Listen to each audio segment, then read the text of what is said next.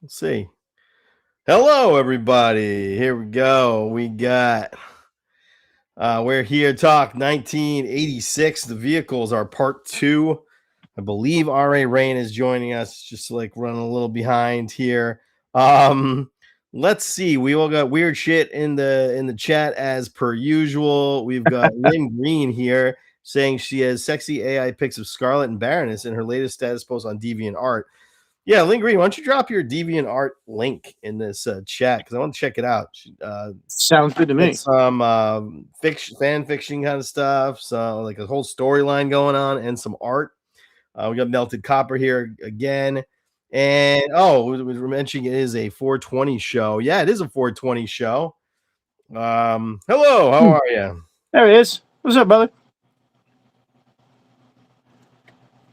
Nice. We got Operative D in the comments. My boy G.I. Dave in the house. G.I. Dave is coming into the Viper Den Studios this week. I'm doing a Thursday show. Nice, yeah, my daughters are in a play over the weekend, so I'm just I'm doing it on Thursday instead. Paul Morales in the house. What's up, brother?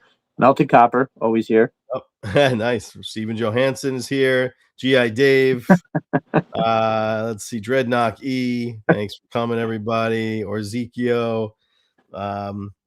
That was hard to. Orzizio. Yeah, that's my dude. It was tough to read your read the names. Mark Charkness, thank you for coming. Okay, Ed O'Leary. Here we go. So, Mike Ray is here. All right, so we got usual characters here. Thanks, Paul, for shouting them out. Names. So we got a few newer names. Sorry, go ahead. Yeah, we got a few things to talk about here. Obviously, the big news would be that Lenny leaving.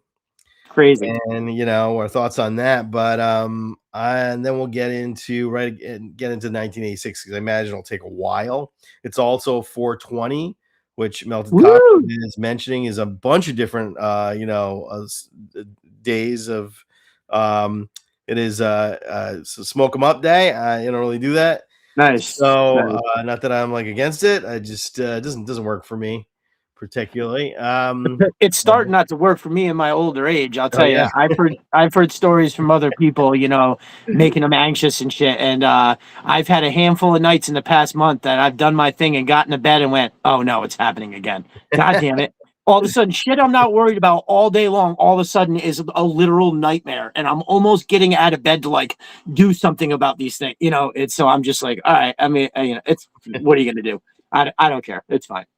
I've had my fill. Melted Copper just huffs paint instead. Oh, all right. I don't think we're hearing you. No. Melted Copper said the Destro Bro should wear matching shirts. Yeah, we kind of have a lot of the same shirts, right? We do. We look very similar. Somebody, by the way, gave me this, and I still don't know who it was. So if it was somebody here, I would say thank you, but I'm not sure. No shit. Yeah. That's crazy. So yeah, what was his favorite day? I got 2 of them. I got this and an Iron Grenadier, like Iron Maiden shirt. It's nice, pretty tight. I love it. Show it to you, but I don't have it on hand. But yeah, nice. Okay, so yeah, so let's see. R.A. What's the check? Mic check. Nope. Yeah, he's talking. Operative D says he hasn't finished yet, but he's enjoying R.A.'s book so far. Needs to use as a blueprint for live action. Listen, if you were told to me that we had a choice, right, and there was 2 magic balls, and if you pick one magic ball, we get a movie out of R.A.'s book, or the other magic ball, we have to roll the dice with Hollywood, I'd probably just take the guarantee in that R.A.'s book would be good, right? Oh, hell yeah. I have no faith in Hollywood to make a good G.I. Joe movie. Absolutely zero faith. No, I'm worried about all of it. It absolutely could be an amazing movie. I think it could be one of the coolest movies in ever. I mean, honestly, think about what G.I. Joe would be as a movie. I mean, G.I. Joe is essentially it's like part Star Wars, part James Bond, part Mission Impossible, part Game of Thrones. I mean, it would be like part Road War. It would be like unbelievable. It would be so wild. Right. I know that you hate this movie, but the Snake Eyes origin movie, I don't like it either. It's not the best movie ever. Sometimes when I'm at work, you liked it. I'll throw a movie on, and I hadn't watched it. I've seen parts of it, right? I've seen the part with the Baroness the first time she's on screen, and then I saw the Scarlet fight, and then I think I saw maybe another part. So I put it on, and because I'm working in one room, I'm doing trim work in one room, so I could like leave it on the table and look up at it, and it was like I kept seeing these glimpses of things. Now, obviously, they fucked up the story with the Snake Eyes origin. We all know what the origin is. It's not what they were saying in the movies, but there were parts like there was some cool background music at times, and just like you want it so bad that like when I'm watching it, I'm like, man, just give us the good shit. Just give us something good. We would, I mean, how many movies could they make out of all of these characters, all of the stories? They could make a ton of. How many people would we be going to the movies? Actually showing up at the movies. Yeah, I think, and I think it's one of those things that doesn't have a big enough fan base to like base a whole. Like you can't bank on it being a hit. Obviously, it's not that big. Right. With us, nothing really is anymore. I don't think, other than Spider-Man or something, But or Batman, Batman's big enough. When you make a Batman movie, you're gonna get people in. G.I. Joe's not like that. The Snake Eyes movie, I didn't hate. So you said it was garbage. I thought it wasn't a good Snake Eyes movie, but if it was like generic ninja, it was fine. I loved Storm Shadow. I loved Scarlet. I liked the Baroness. I didn't like her hair. Her hair was stupid. But everything else about her was great. She had that psycho-looking face, man. That looked like a crazy actress. She was a great actress, for sure. Yeah. There was just so many different things that I kept hearing apart or listening to it, and like how they opened up that one crate and there was the Cobra symbol. I was like, yes, give me more. And then they were. It was fun, man. I agree. They fucked up Snake Eyes, though. First of all, if you're not going to ruin his face, he can't have a face. Like he can have a face for the first half hour, but he's got to have a ruined face, and he can't talk, and he can't be. That actor sucked. Frankly, he was terrible. Not because he's Asian, just because he was a shitty actor that doesn't. He was like a romantic comedy actor. He was good in that romantic comedy they made. He was not good. The guy that played Storm Shadow, if he had played Snake Eyes, I wouldn't have complained. I know a lot of people don't like any sort of suggestion of race swap. For me, I feel like there's not a real reason to race swap a lot of times, but if you're gonna do it, you do it, and it doesn't offend. I think, for instance, example of that is like the new Masters of the Universe movie, Man at Arms, is played by Idris Elba. Idris Elba is just such a great, charismatic actor with such a presence that it just doesn't bother me just because the actor's that good. So I don't have a problem. But yeah, so I would still like to see him as James Bond. I think he could be a great James Bond. Yeah, I think it would be people. Okay, because he's English. I think the most important thing is you got to have James Bond has to be English. Or Irish or Scottish. He has to be from that time. Obviously Sean Connery's Scottish, but he's got to be somewhere from that part of the world. I don't want an American playing him. I think that's wrong. That's probably worse than change his race would be having an American play him. It's got to be the right actor. Hey, how are you? Back. All right, can you hear me? Hey, we can hear you. Hey, damn. I tell you what, Apple's getting a new CEO, and they better fucking fix their equipment better. Jesus Christ! I got a new iPhone. No, I got a new iPhone, so it's been how I'm getting old, so technology is starting to get out of my hand. All of a sudden, it feels like. Yeah. No, I don't know. Yes. Thank God I have kids that are into it. If you don't really appreciate you're making me cry over here about the book and everything. I appreciate it. It's such a great thing. Deservedly welcome, brother. Yeah. Great stuff. Yeah, man. It's good stuff. Absolutely. Speaking of the tech stuff, so I got my 3D printer up and running again. I had some stuff that I messed with before. This is a Sys 3D Arsenal print. I'm going to use it, print stuff like this. This is going to actually get turned upside down and glued to a wall, and I'll have a little table with a laptop on it. It's like a little station that is going to be in the entryway. But my point is, I'm going to have my kids learn how to do the sizing and all the stuff because I don't have the time or the RAM to jam a whole bunch of new stuff in. But I guarantee you that if I let them loose on the download. Like I'll download the stuff that I wanted to scale and size it down to fit on my printer. I bet that they can do it. So, and they'll love to do it. So here we go. Are you using a resin printer or are you using a filament? It's a resin. It's a resin. My brother CG Horror got me into the driver's seat of a Lego Mars 5, and it is nice. He asked me ahead of time, like, what is it that you're trying to make? And I was looking for more smaller things that I can make, smaller, detailed pieces that are going to walls, the diodes, weapons, stuff like that. And unfortunately, like I had it running and I printed a ton of Sys 3D Arsenal stuff. And then you have to change the print screen on the bottom of that tray thing. Mm-hmm. And I did it like 2 times. And then the third time came around like super quick. And I was like, I'm not fucking doing it. So I just emptied the liquid out and left it there. And then I was like done with what I was using it for. And then it sat there for a while. And I was like, you know what? I gotta get back into this. It's, I paid like $400 for the thing. It's just sitting there. So I got it up. Great resins out there. I've got some, I did it. I'm making a matte tracker. That's it's got the Spectrum helmet, and I used a rubberized resin so that it feels and moves like what you would get from Joe's or from anything from Hasbro that where the helmet goes over. But the resin printers are so much better to me than the filament ones. Yeah, the filament ones they work for sure. I built a dome for my one one for one scale R2 unit with the filament one, and it worked pretty good, but I had a lot of bad prints that came out. But my resin ones and I had a Mars 2 Pro, but I'm just recently got the new Mars 5, and it's amazing. The only thing now, there are some new filament ones where you can do multiple colors, but it's still it takes so much longer when you're using a filament too. Right. Hit the chat here. Okay. We got a question. Mike Ray's as R.A. is the book a comic book or a novel? Asking for a friend. It is a novel, so you got to actually read. You can't just look at the pretty pictures. Right. Good though. It's worth it. So there are we got a couple guys. Yeah. Oh, sorry. Go ahead. Yeah, go for it. You go for it then. Well, I know that like Dreadnok he's ordered one for me that's signed. I got some that came in that were missing pages from the print, so I've got a new printer that I'm doing. I am going to, since I'm having some issues, still waiting for my approval from Hasbro, and I don't want to, so I'm not going to put it back up on Amazon or anything until that approval comes through.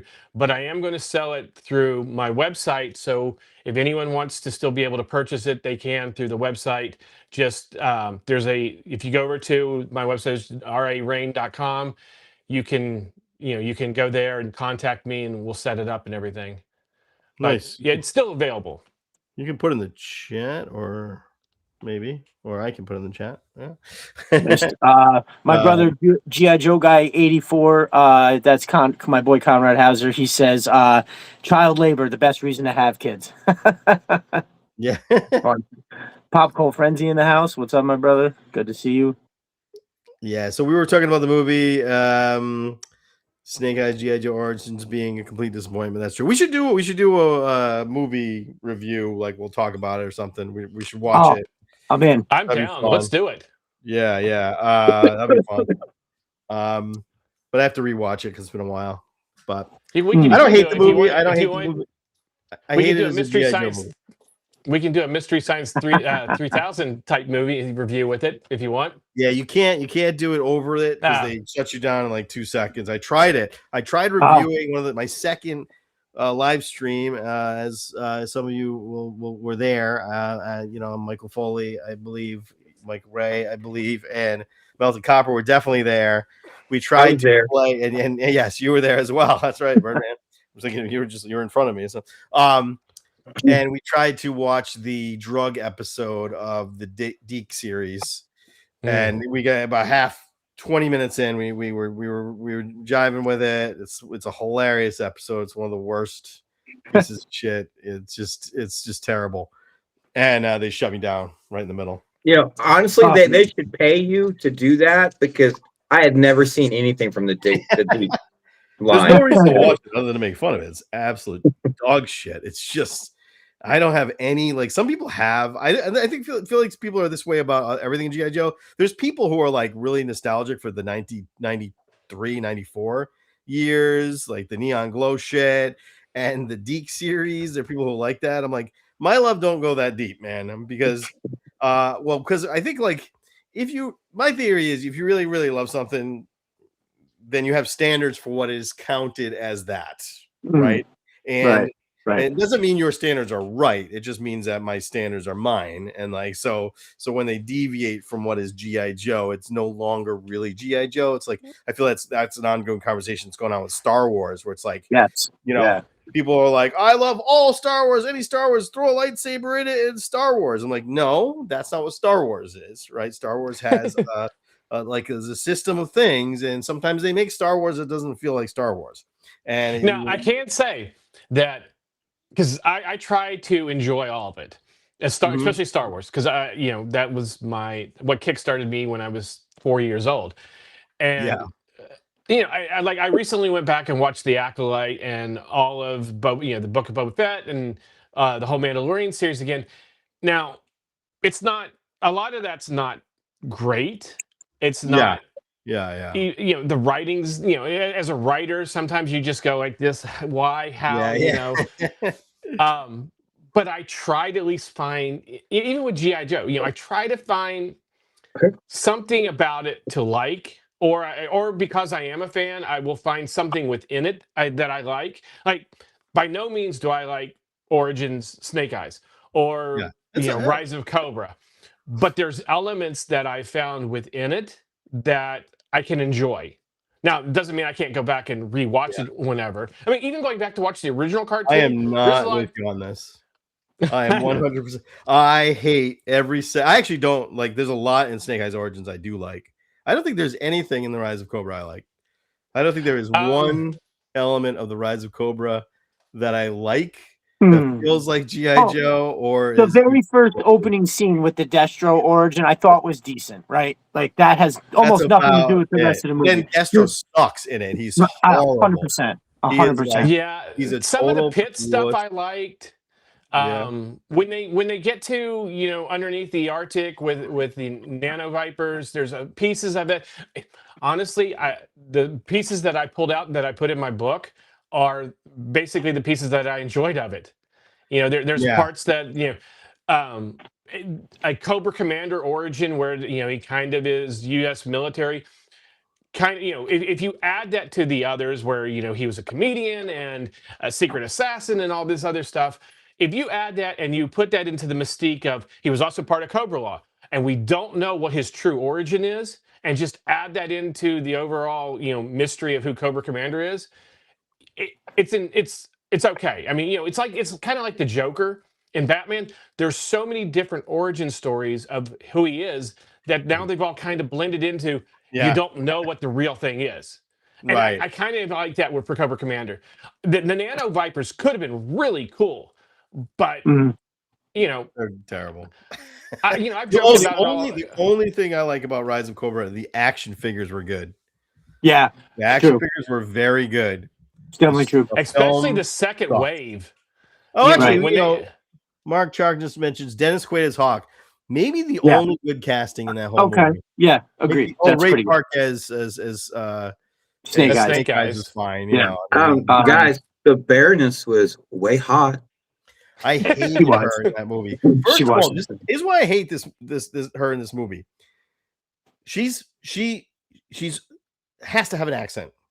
Right. Baroness cannot have an American accent. Well, isn't Sierra Miller? Sierra Miller is actually foreign. Doesn't she have like an Australian accent? She could do a fucking accent. English. Yes. Oh my god. Because the writers wanted to tie her into Duke, right? And do that whole thing with her brother being Rex and all that stuff, and that they were in the military together. They changed her accent so she was an American. Which you could still. You could still leave her being. Well, they made an English woman. I think she's a terrible actress anyway. I think she's very attractive. She's attractive. I get it. Okay. She's never been good at anything.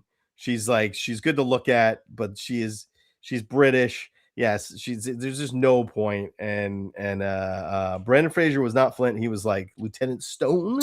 Lieutenant Stone. Yeah, Lieutenant Stone. Even though he looked like Flint. Definitely looked like Flint.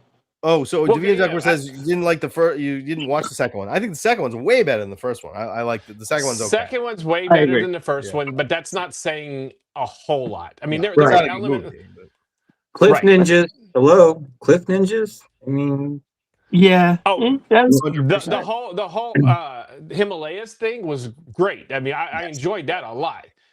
But when you get to The Rock is was he? He wasn't even Roadblock. He was heavy duty. Wasn't He's he? Or, Roadblock. yeah. was he Roadblock? Yeah. That We it were didn't just work. talking about Cobra Commander origin story a second ago at how they weaved it with the thing.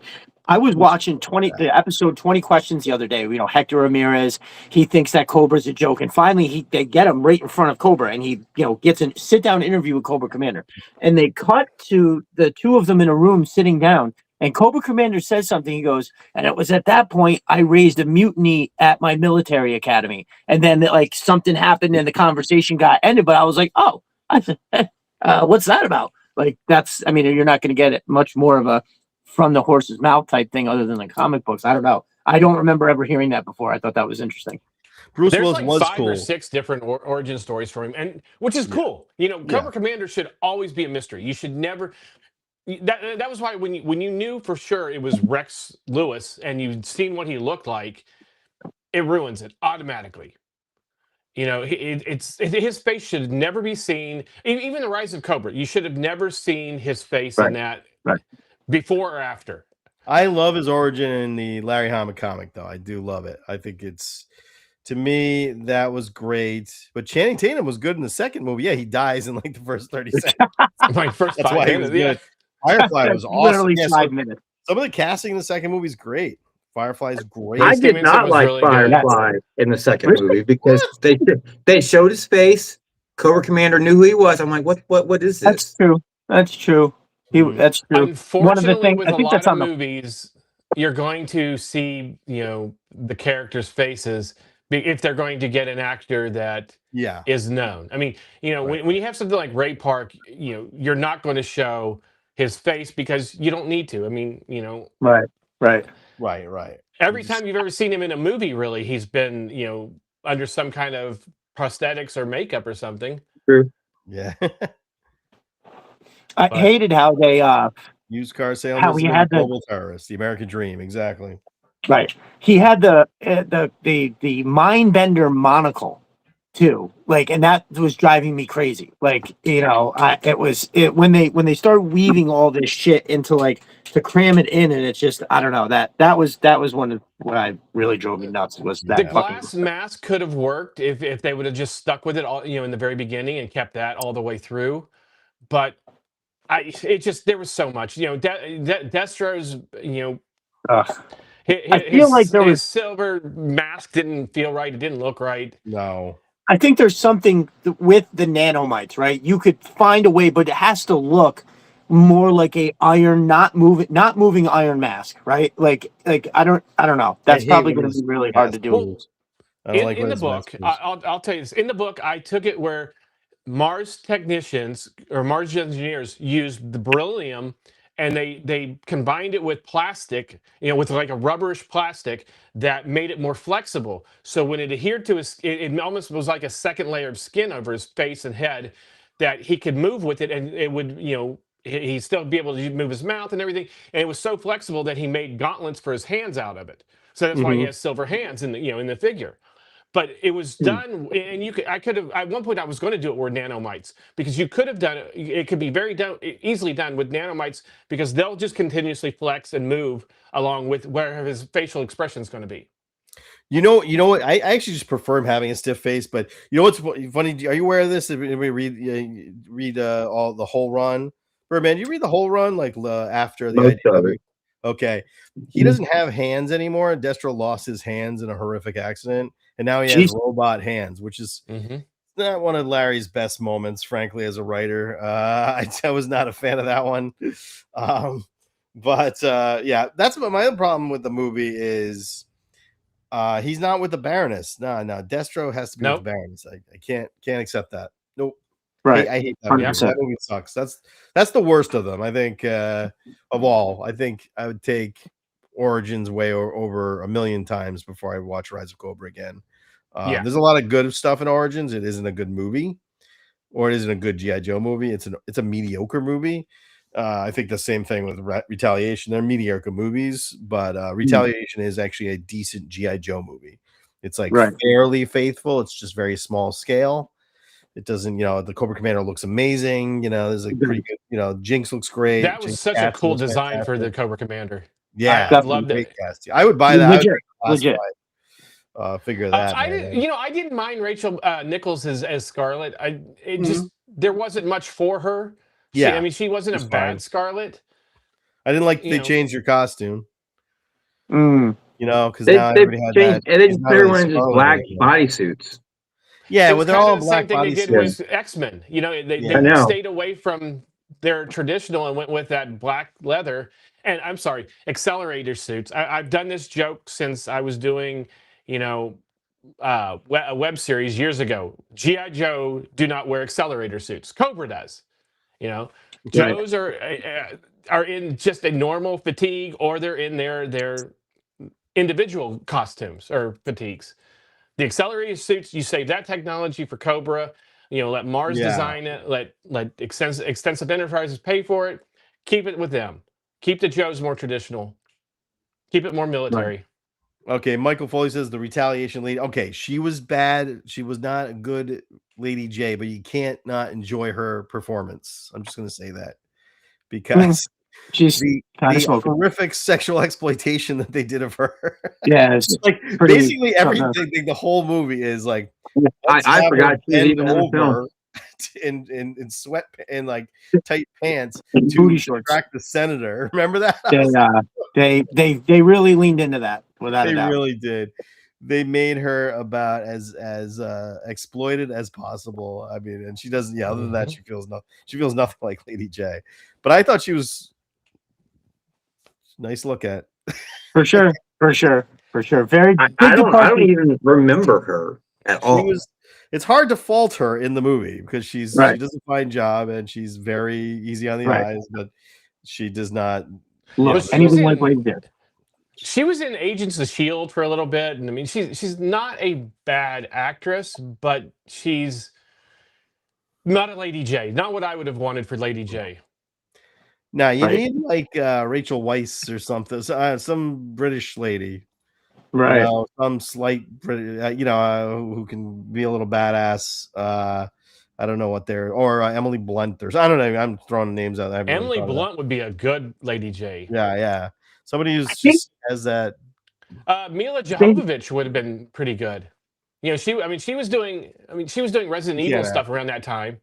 But that Michelle Rodriguez, she was in like Resident Evil and a couple other movies. If you got her hair, Fast and Furious. If you got her hair that proper color, and because she's got kind of like a rough voice, you know what I mean? And, I don't know. I think Lady J's got to be Irish. She has to be. I think like there's one like I said, I'm not one of those people who's like, how dare you race swap and never do it. I think it can work. That's one where I just feel like she's got to be an Irish girl.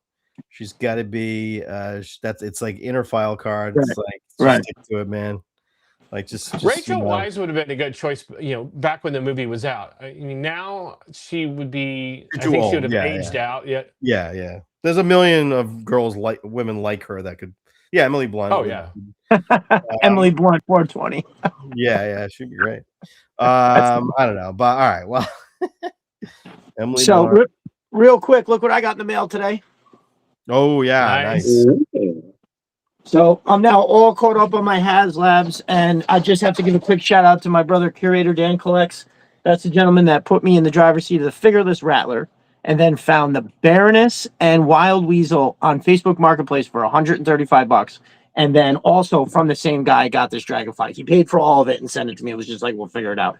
Amazing dude. Really can't say enough. I mean, I just 2 Haslabs he's basically put me in the driver's seat of in the past like month. So I really have to say thanks, brother. I appreciate it. Did you get the Cobra pilot with it? Because the Rattler comes with 3 figures. It comes with the Baroness, with Wild Weasel, and the pilot. And so the Gunner, I think is what it's called. No, I did. So that one. So when I got the figureless Rattler, we didn't know about the two Wild Weasel Baroness yet, and I wound up buying the Gunner because the Gunner was only like $60, I think, shipped. So I was like, all right, he's got the flight mask. I'll just stick him in the pilot seat, and it'll look fine. And I didn't want to spend $300 on Wild Weasel and whatchamacallit, the Baroness, but he found him for $135 for the pair. It's crazy. That's a great figure. I kind of hope that if they do the Fang and they put somebody with it, they put that pilot with the Fang. Because because then it gives you an extra pilot. It gives you that figure would become mainline then. And because that's a really good looking figure. 100%. Well, isn't it basically the Cobra Claw pilot? Isn't it the same thing? No, because this is more like a traditional pilot figure. The helmet's like a pilot. Is the pilot helmet with the breathing mask, and he's got I think he's got the harness and everything. I think they can't do the figures mainline though. They gotta make them. They gotta change. So I actually got the Fang in a box. Who paid for me? So it's similar. Yeah. That was a weird late invention there just that line because it never came with a pilot. That was right. With a pilot, but a couple things here. We're saying Lady J should have been Scottish because she is Destro's cousin. That's true. On her file card, it basically says that she has an Irish lilt that she studied and so that's why. She went to what? Trinity College. Yeah, the file cards to me are always like the top of the line, and then underneath that, I look at the comic book, then maybe the cartoon. Some cases, the cartoon trumps the comic book because something like Shipwreck, where he's completely wasted in the comic book. Right. Have you seen any pictures? Awesome in the comic books. Yeah. He's so. What, Shipwreck in the comic book? And he doesn't do anything. Well, in the IDW comic books, they do a good. They have him pretty good. Oh, okay, in the Real American Hero ones, they don't use him. I don't know. Yeah, he doesn't do anything. Dude, I'll never get over how close that the helicopter blades are to the pilot. It's just something. It's so great. But anyway, let's talk very briefly about Lenny leaving, and then we'll jump right into the subject because I don't want to get too far into this. But going on a half hour, we haven't started yet. But anyway, what are your thoughts on? We'll just talk real quick about this. So Lenny is leaving Hasbro. I don't know why. The only thing I will say is because I live in Rhode Island, and he's moving to Boss Fight Studios, which is in Massachusetts, like right over the border. But that's not going to Boston. Yeah, so it's like so it may have very well been. It's like the only company in other than Valaverse, which Lenny ain't working for Valaverse. Let me tell you, because those two do not like each other.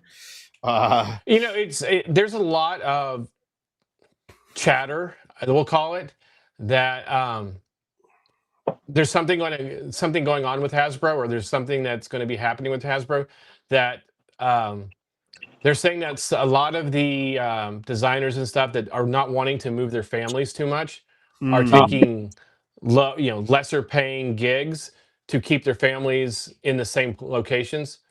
Because where would Lenny go? I mean, Mattel's the next big one. If he was going to move, lateral, and that's out here in LA. Like, he just doesn't want to do the Boston commute, or you never know too. Like Hasbro's a miserable place to work from what I understand. I don't know how bad it is for him and that group, but I know it's never fun. As I know a lot of people who have worked there over the years, and they don't love it. They love being on these, like, you're the most amazing brands in the world. I mean, of course, if you're a toy designer, how would you not want to work on Star Wars, Transformers, G.I. Joe, Marvel? This is it's basically every major thing here. And I would just say, but yeah, I don't even know what Boss Fight Studios to me is like. I barely know what they do. Like they do They have Conan. They have Conan, Red Sonja, a bunch of smaller properties, and they have their own stuff too. Yeah. Well, yeah, cheers to him. I'm sure he had his reasons. We won't really know what they are, He's been there, what, 20 years? I mean, that's a good run in any job, 20 years. Mm-hmm. I mean, I feel like there's a bunch of different reasons that could be factored in, including a bunch that none of us are probably even thinking of, right? It's I whenever I hear about somebody leaving what is presumed from the outside as a dream gig, you have to think it's what has to be something like that goes to the core, and it's either you're finally fed up from whether it's the money or as everybody is kind of saying that's a shitty place to work, that can build up over 20 years, and after 20 years, I just fucking had enough.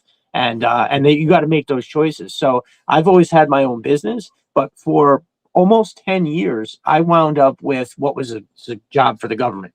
And the money wasn't great, but the benefits and all this other stuff, I had no oversight. I was just, it was again, from the outside, a dream job. And then all of a sudden, some investors came in and it changed so radically that over the course of 6 months of these people coming in, I was like, oh, my job, this isn't anywhere near the same thing anymore. Right. So I don't know, who knows what goes on over there. And plus too, like I couldn't move my kids. You know what I mean? I couldn't wind up. I mean, well, John Warden was there for a while. He was with G.I. Joe and left a few years ago. Yeah. I think he got canned too, from what I remember. I think so, but I don't remember. I know he's working on Mask now. I gotta answer this here. Cue the eye roll. Dismal. Well, there are no Valorverse. No, I'm not. Believe me, I like G.I. Joe better than I like Valorverse. Like that's not a secret. I mean, like live and breathe G.I. Joe here. If you live in Rhode Island, people who work at Hasbro, right? And and it's the inter-office politics shit. That's what they don't like. Most of the people I know actually worked in Cake Mix Studio because I worked in film stuff, and most of the people worked there. So anyway, I clearly loyalty is always with G.I. Joe here. Right. No matter what, doesn't really matter. Do like Valorverse, but I still like obviously G.I. Joe. I mean, the big question too is what does this mean for us? In the classified line. I mean, it seems pretty universally known that these guys were working on stuff all the way up to 2028. So we've got this year and next year where it's going to be what it was always going to be, right? But beyond that, I guess it's a large question mark. But one thing that whenever I hear people talk about it, they usually wind up referencing some kind of an idea that it's going to be in the negative, right? And now it is hard to imagine it being a positive whatsoever. How is it that the lead designer that's delivered all these good figures, how is it that him leaving, we don't know who's going to come in. We don't know who. There could be the chances of somebody coming in and making it better are just as good as somebody coming in and making it worse, right? I just can only be purely because we don't know. So the other thing is you look at the history, right? It's like maybe he burnt out. If you make 200 plus figures, what are they on now? 200. It's 200 with the vehicles and everything. We don't know what 200 is, but we know that we're over 200 because some of the releases that we're getting are for sure. Right. He might have just been like, that's what happened to Ron Rudat. I was just going to say that. Quit in '87. He was just like, I got to move on. He did 87, then that was pretty much it. And then Mark Pennington took over. And he gave us Hit and Run and the Hydro Viper. A lot of good stuff. A lot of good stuff. So I think the same thing probably happens. It's like maybe you're just creatively bankrupt at 200 figures. You're just like, I got to do something else in my life. It could be that. So it's funny. It's one of my best friends, Chris Kohler. He's in a lot of the Joe groups. People may know the name. He was joking around saying, I think Lenny just did not want to do the middle and late '90s stuff. He said we've got all the stuff up there that I think he wanted to pull out before then. But we're getting to that point. I don't want to do that part either, frankly. Just don't bring in Aubrey Sitterson. Oh, please no. He's the worst writer in the history of G.I. Joe. Here's the thing, Lenny, had a major passion for the GI Joe brand. It wasn't just that he was a designer of the toys, that he got put into this department. He loved being a part of it. So yeah, we're going to lose that aspect of it. But for everybody to all of a sudden hit the kill switch and say that the line is dead, that we're not getting any more GI Joe. Right, the classified line has become like maybe the third or fourth tier line at Hasbro now, and Transformers is probably always going to be the top line, and then I know that Power Rangers has become a bigger line for them now, but GI Joe, I think GI Joe is surpassing Black Series at this time. I think it's surpassing everything because even Transformers is taking a little bit of a dip, but Transformers has a bigger audience, but I think like they can just get away with more with GI Joe and Transformers than they can with the Black. So the Black and Marvel Legends is always going to be a top one too. Transformers and Marvel Legends are the two biggest lines I think. I think probably GI Joe probably makes them the most money because they don't have to pay any royalty, and it's like so the amount of product they're coming out with, and the amount, like I don't know that every Transformers fan buys every Transformer. I think they've kind of been burnt out because it had so much content for so many years, where we just had stuff for a few years now, But I think you'll find somebody. If you look at their shelf space, if you look at the shelf space in the toy stores, Transformers has one of the biggest spots, and I think Walmart for sure. Yeah, that's true. Yeah. At least for Hasbro, I know that Jurassic World and Jurassic Park always have a big line. WWE always has a big space, but as far as for Hasbro, what they're allotted, they have a big space. Yeah, they do. I don't see any of it being bought ever. Every time I go to a Walmart, the shelf is full of toys. Except for the skibbity toilet shit. I know, right? What the fuck? You get the resellers that jump in there right when the stuff comes out, and then all the good stuff pretty much gets taken, and you're left with the warmers. Pretty much. All right. Well, so yeah, it's not. I don't think it's. I think it'll just. It's this thing. It'll move on. And we will have somebody new. I'm sure they'll be great. Everybody else on the team is great. So I think we'll get a whole other, we'll get somebody new. It'll be great. So, well, let me ask you guys, out of what's left in the line, take out Flash and Zap and some of the, some of these bigger names or traditional names. What's left that you guys really want? Vehicle wise, there's a bunch. 30, 40 figures usually. Yeah, there's a lot. Well, to me, the figures would not come from the line anymore, though. They would be coming from the comic book, the cartoon. Yep. The creating new stuff. There's like a dozen Dreadnoks you can make. Because even if you get 30 and 30, let's say 30 or 40 figures, that takes you up to about 245, which would maybe another 2 years. So that's probably all the stuff that's already in line, because it takes about 2 years to go from concept to shelf. So you're talking, granted, there's going to be a lot. There'd be a lot of repaints, a lot of force figures, the different. But you'd have to start getting a whole lot more new stuff and going outside of the traditional, line that you had, and go to the cartoons or go to the comic books, which I don't mind. I want, I've been wanting. Yeah. I love the comic book stuff. I want them to make as much as possible with those. They also have Skybound. This is a good point. But Melted Copper brings up a good point. We'll get to the Woodspawn before we get to 1986. We should probably get to it. But yes, the Skybound designs, there's going to be new stuff coming in with an audience. There's new takes on characters. I think they haven't made a great Destro yet. I think they need to go back. They need to make a better head sculpt. I think, and with the Energon cartoon coming up, I'm sure we'll get almost a whole line from that. Exactly. So, all right. Well, let's get into 1986. But yeah, I don't think there's any reason to think. I think it can go on. I mean, I think the same thing could have been said with Marvel Legends. Like, if you look at the last 3 or 4 lines of Marvel Legends, what was it? A bunch of Z-listers that you've never heard of. Like, I'm a lifelong comic book fan. Although new stuff is like, there's Z-listers.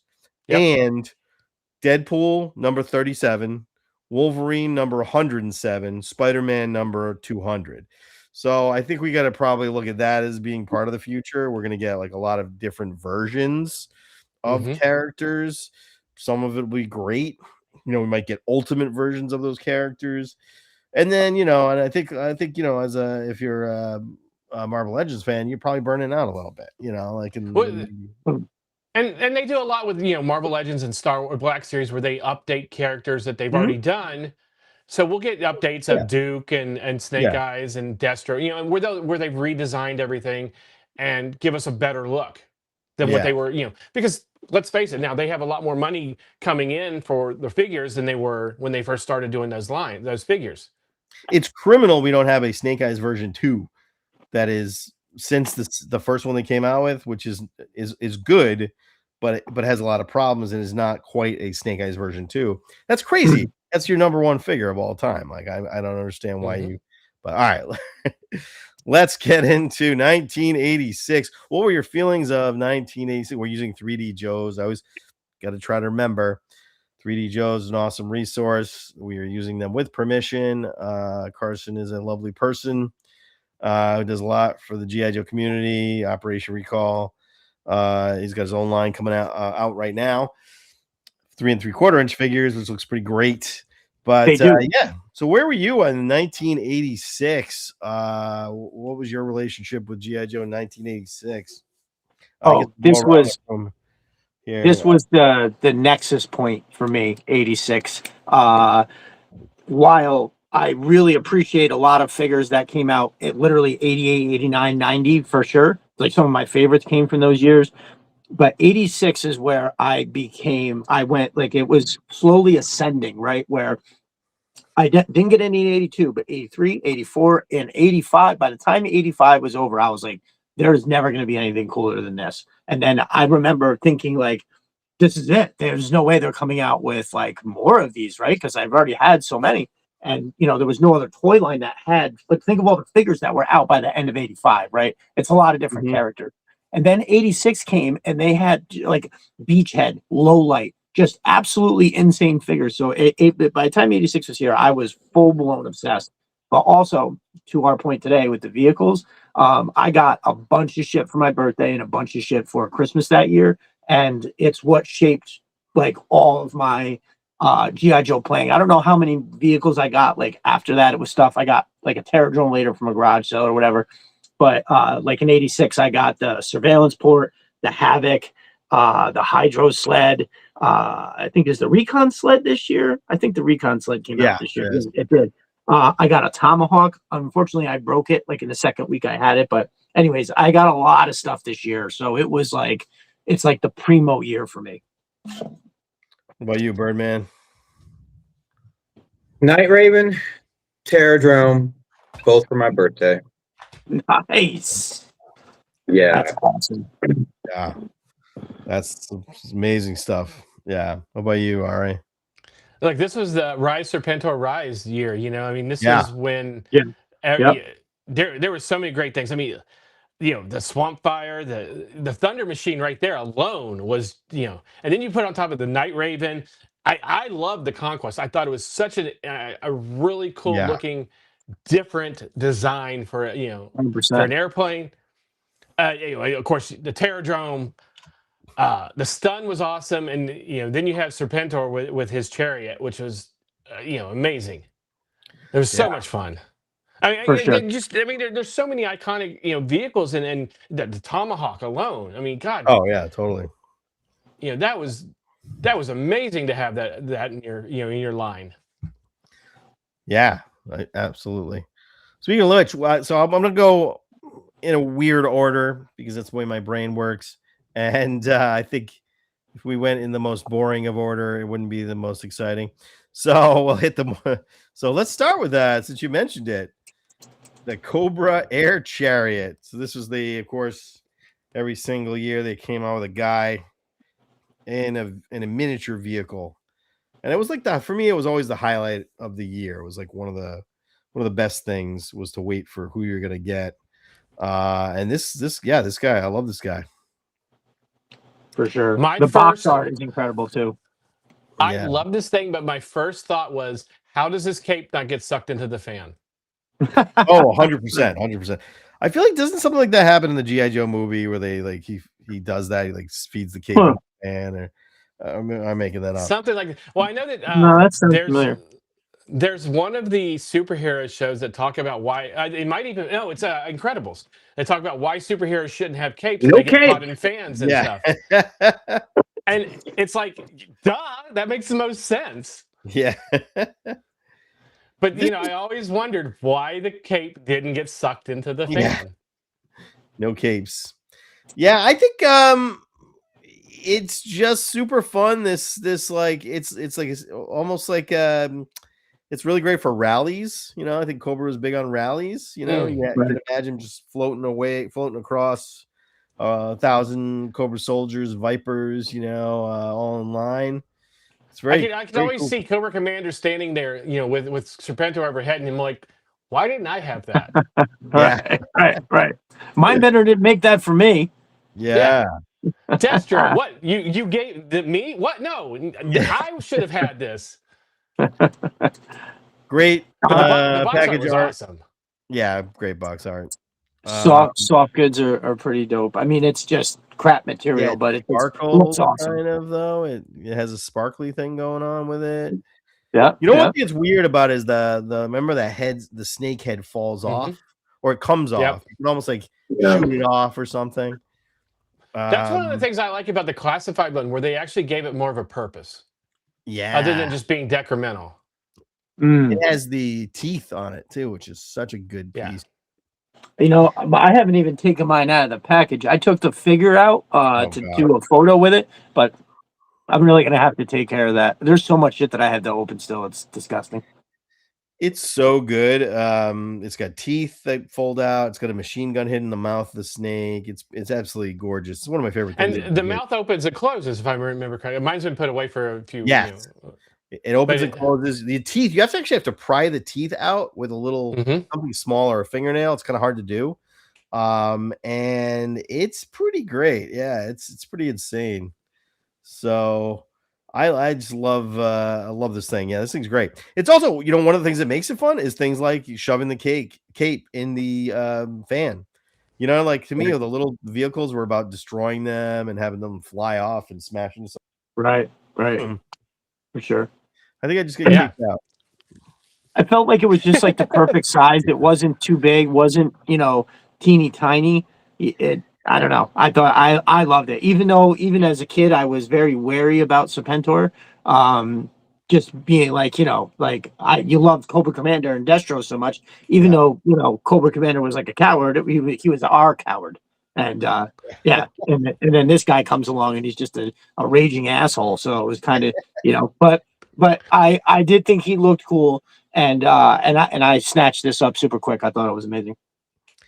Look, with Destro having the despoiler and the Serpentor having the chariot, Cobra Commander needs something more than a trouble bubble at this point. Yeah. He needs something. That he took from a Televiper. Give me a Cobra Commander with his own chariot type, you know, vehicle now. You know, in the video I did on unproduced vehicles, there was one vehicle. It was almost like it had ceremonial like serpent head thing, and it almost felt like it would be like the thing you'd put Cobra Commander in, like you'd put the Pope. You know what I mean? You carry the Pope along just so he doesn't get fucked up. They could do like a throne where the throne, you know, like it comes out of the throne and it's a vehicle. That's that would be so good. But yeah, this thing was it was awesome, man. But the best thing about it was destroying it. You know, just so fun. And Serpentor's design when he came with it was just so impressive. Yeah, as a figure. Yeah, I loved a lot of details in the Serpentor figure. Are great. The little, like, whatever that thing was on his hand, which they turned into a blade in the classified version that extended. That was an awesome addition. And then he's great. And he just mythologically is such an interesting character. Yeah.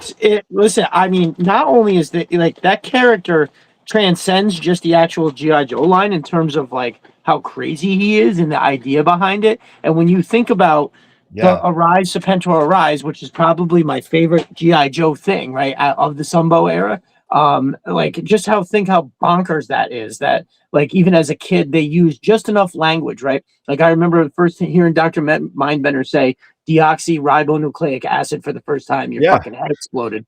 That's the only reason. The only reason I know anything about DNA is GI Joe. Dr. Mindbender told me about. I know. I think when I hit science class and they started talking about it, I was like, I know about that. Dude, I know. I was just going to say that. I was just going to say that because that's exactly what happened when, I hardly ever paid attention in science and stuff at that point. But when they got to DNA, I was like, oh, I know this. Let me tell you. And it was all from G.I. Joe. Yeah. And then later Jurassic Park really helped too. But, the science class didn't help. True. Don't forget the OJ trial. Car. That would be nice. Yeah. You give him like a really shitty beater car. Oh, that'd be cool. Let's see. All right. So that's the first vehicle of the year. We'll backpedal now and we'll go to these are the little play set. Actually, should we talk about the accessory packs? What are you feeling on these things? I think this was the number 4, right? The number 4 accessory pack. Well, look at this that, one 178, 6. So 178.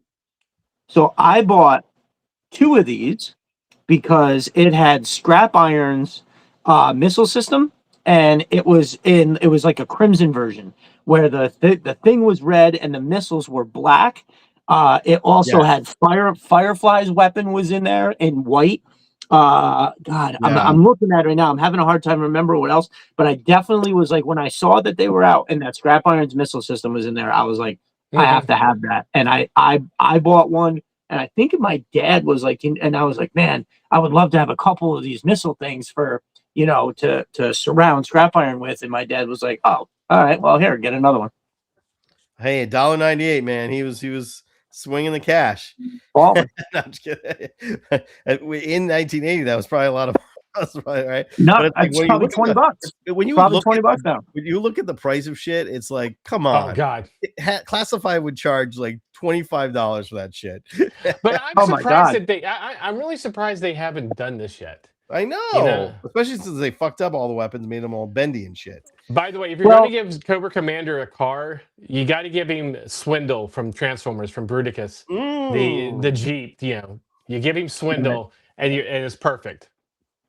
Because you can even do Old Man Cobra from the Transformers cartoon, and put it with it. That would kill. If they did Old Snake, kill. To me the weird colors always piss me off, but that was the problem I had with these. It was that the colors. Yeah. They were like but it was like a lot of times you had to do it because you lost the weapon. That was for me. Right. Oh yeah, absolutely. Yeah. But yeah, I feel you on because I did not lose Scrap Iron's weapon, so it was cool to have another one. I mean, you could use those for the Crimson Guard because they got the right colors. Yeah, right. like a burgundy, really. I can't remember what it was, but there was something. One of these battle packs had something important that I lost, so I wanted it to be for the figure, and it was a different color, and I remember it drove me fucking nuts, but I can't remember what it was. This thing, okay.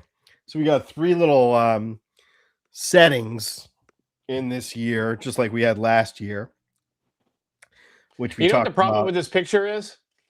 They had low light on the 50 caliber, which would be what Roadblock's weapon is. Yeah. Yes. Silliness. What's with that about? Yeah. Yeah, he's a sniper, man. He's not this thing was so awesome, man. I love this thing so much. Because this was another one of those things you just made your battlefield. You'd have like this laid out with the little wall.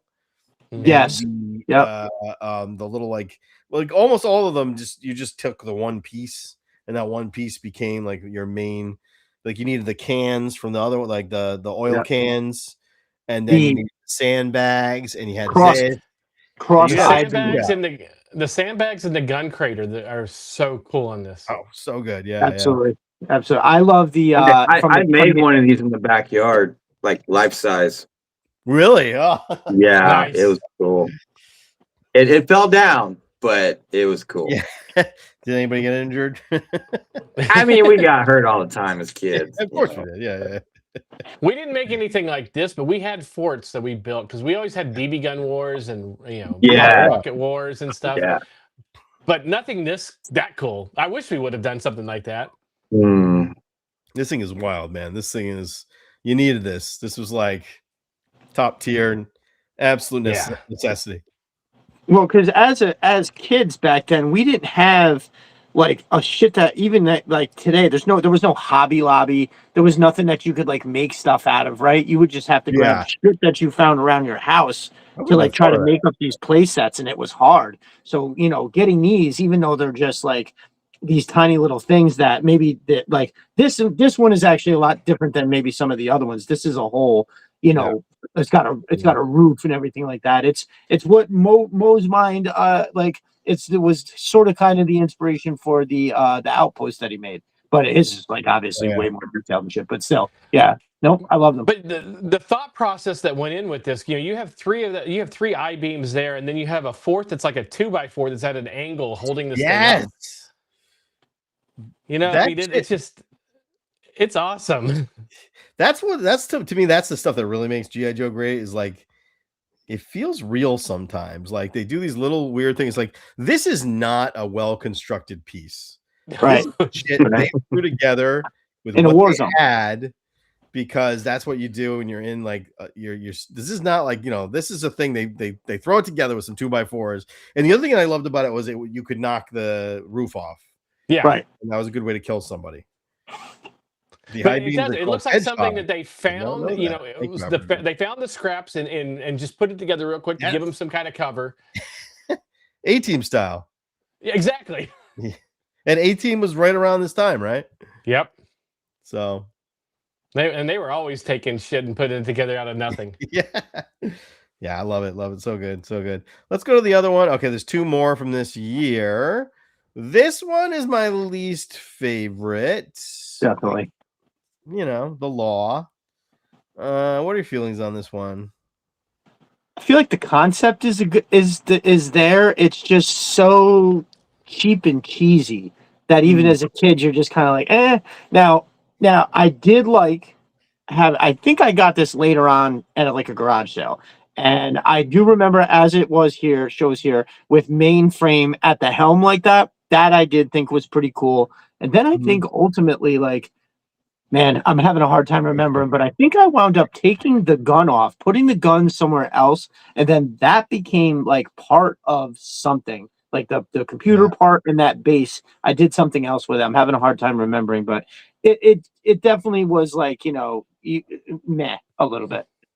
It's pretty mad. My only thing about it is if you put it in front of your headquarters and you put all the other things in front of it, you got a nice little defense perimeter. Right.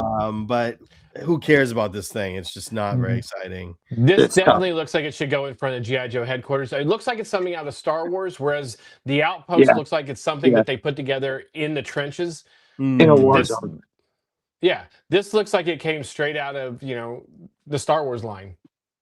True. Yeah, I agree. I do like the hobo tent better than the anti-aircraft cannon. Yes, I do. Laser artillery makes no sense. Yeah, right. I don't know. That's probably true. I guess that's a good point. I never thought about that. But this thing's meh. Did you all have this? Birdman? I didn't have this one. I skipped that one. Yeah. I was a completionist as a kid, somewhat until until the later era.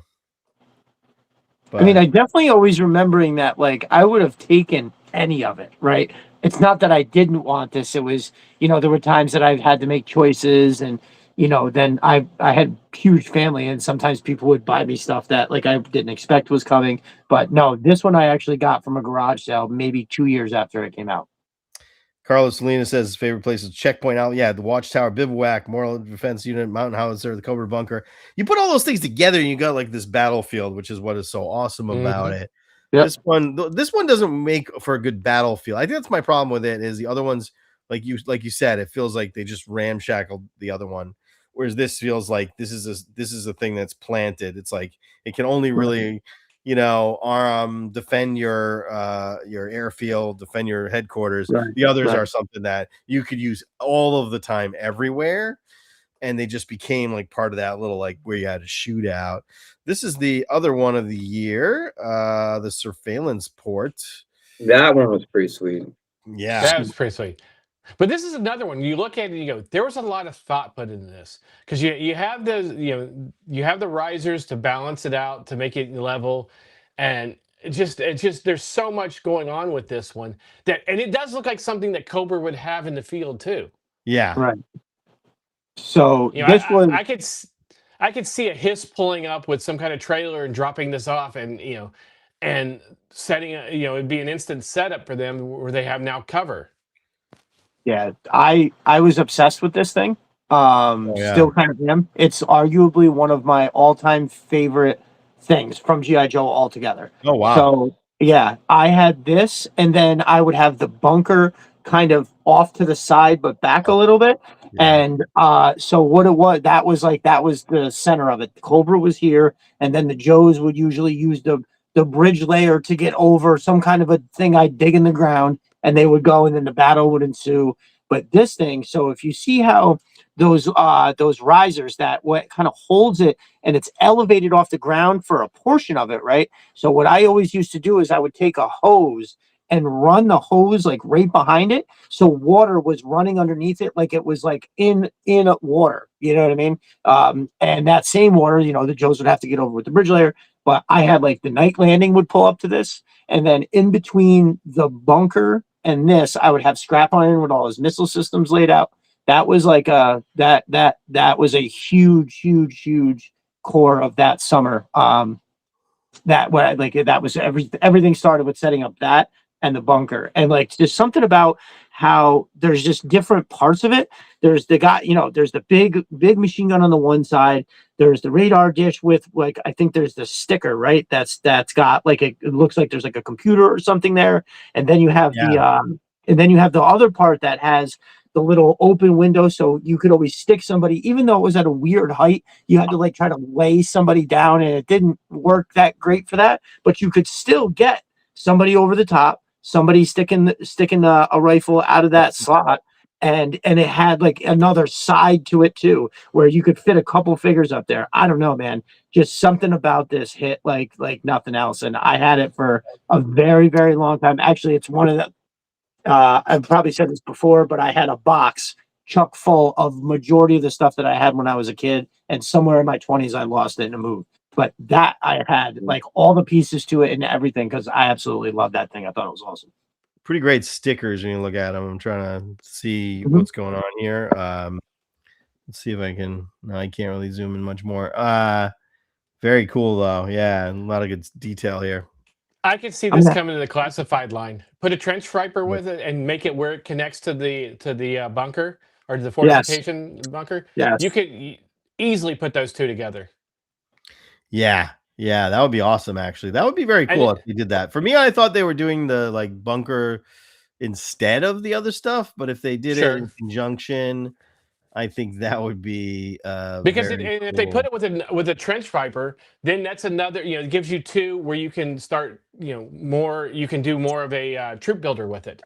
Yeah, and I'll tell you, has anybody's 3D printed? I bet you somebody's 3D printed this thing. Somebody has to have. Oh yeah, no, my brother's CG printed one. It looks amazing. Yeah. I feel like it has to. It has to have been. But yeah, no, the files are out there. It's a good one. That brings us to hold on. That brings us to the vehicles. What a great year for vehicles. So I guess we'll start. Oh God. Okay, we'll end with the Terradrome, of course. That's a necessity. I'm gonna start backwards. All right, we'll start with the Air Assault. What are your thoughts on this? It's a cool 2-pack. I mean, it's it's a Dreadnok Air Assault. I never thought that the Dreadnoks needed anything more than the Thunder Machine and some motorcycles. Maybe the swamp buggy and the Chameleon, but yeah, when you start giving him a stinger and you start giving him all this other stuff, first of all, I can't see any Dreadnoks knowing how to fly. 100%. 100%. They're not smart enough. That's fucking hysterical. You're not They- putting Torch in the cockpit. Zorana, Zorana, maybe Zartan, you Zanzibar maybe, but you're not putting Torch in a Fang. He's not going into Skyhawk. Yeah. Right. Bad color choices. Agree. I don't understand this. How is It's it because the Dreadnoks became so popular that they wanted to give them more vehicles, because anything that was Dreadnok's colors and said Dreadnok on it, people were buying up. Yeah. I don't know why I didn't. Dreadnoks. I agree. Operative D here. Those are Dreadnok. Yeah. And it doesn't look. They needed to slap some like wood on it. Yeah. If you wanted to be Dreadnoks, you got to put a cockpit made out of wood. But the Fang with wood blades. Yeah, wood blades. Put a wooden cockpit on the Fang. That would have been cool. Wood panels on the Skyhawk would look awesome. It would look amazing. It would make a little more sense, It would be Dreadnok. It's not Dread. This is lazy they're bullshit. Totally not. I hate this. I don't remember this. Who remember? I didn't buy this. Yeah. No, as a kid, I even went, this is not what my Dreadnoks would have. Agreed. Yes. See, that's the thing is like, well, as kids, we were discerning. Wow. Thank you so much. $25 super chat. Very nice. Thank you very much. Appreciate it. Thank you, Solo Sinner. Greatly appreciated. Thank you. I think it's the most super chat we ever got. There you go. Hey, you know what? If you're going to be a sinner, it's better to be a solo sinner. Yeah. This thing is just lazy ass. I want money. I hate this is their worst impulse. Still to this day, this impulse exists. They're still doing this shit to us with the green freaking ferret for the GI Joe classified. Right. That is no one needs. It's the same bullshit. They were doing it in 1986 and they're doing it now. Would you say that this has got to be one of the worst repaint cash grabs? Mm-hmm. It's up there. 100%. It says there's nothing about this says Dreadnok in any way. Even like if you look at the thing, it's got a symbol on it, right? So I've never even thought about this. What is that symbol? What it looks like remotely supposed to be, dude? It looks like a swamp iguana. A missile with a tail? A missile with a tail. What the hell is that? It looks ridiculous. At first, I thought it was supposed to be like a crocodile or something, but it looks like it's a missile with like some kind of Doc Ock tentacle. Yeah. I mean, you got two awesome vehicles in a pack, and I'm sure it was great. If you had this when you were a kid, it would have been thrilling, I'm sure. But it's like... that was it. To get the two vehicles in one pack, it's kind of cool. And two cool, the Skyhawk was always a cool vehicle. Yeah, both of them are. For sure. But I just don't see how they're Dreadnok. They're not Dreadnok vehicles. No. I don't want them to do this. I'm not interested in them doing that. Similarly, okay, they did two of these, so we might as well jump right into this because it's basically the same bullshit. A little better. At least it's a motorcycle. I can see this more than the other two. Yeah. But if you're going to do this, you have to Dreadnok it up. You have to change the tires. You have to make it mismatch. You have to road warrior it. Oh, yeah, for sure. We had a visit. We have to have a visit from Scarlett here. Hello, everybody. What's up, kiddo? How's your crossbow? Yeah, where's your crossbow? You got a crossbow yet? No, not yet. I wanted one for my birthday. I swear. Like, you gotta get on. When's your birthday? Her birthday was April 1st. Oh, okay. Happy belated birthday. Just don't be like my daughter when she got her bow and arrow and shoot it almost into the air conditioning unit. Oh my god. Came like that far from hitting it. Yes. So this is the Dreadnok vehicle repaint. What do you think, Scarlett? Would you want this? Probably. Yeah. It looks really cool. We could go on family trips in the Stinger.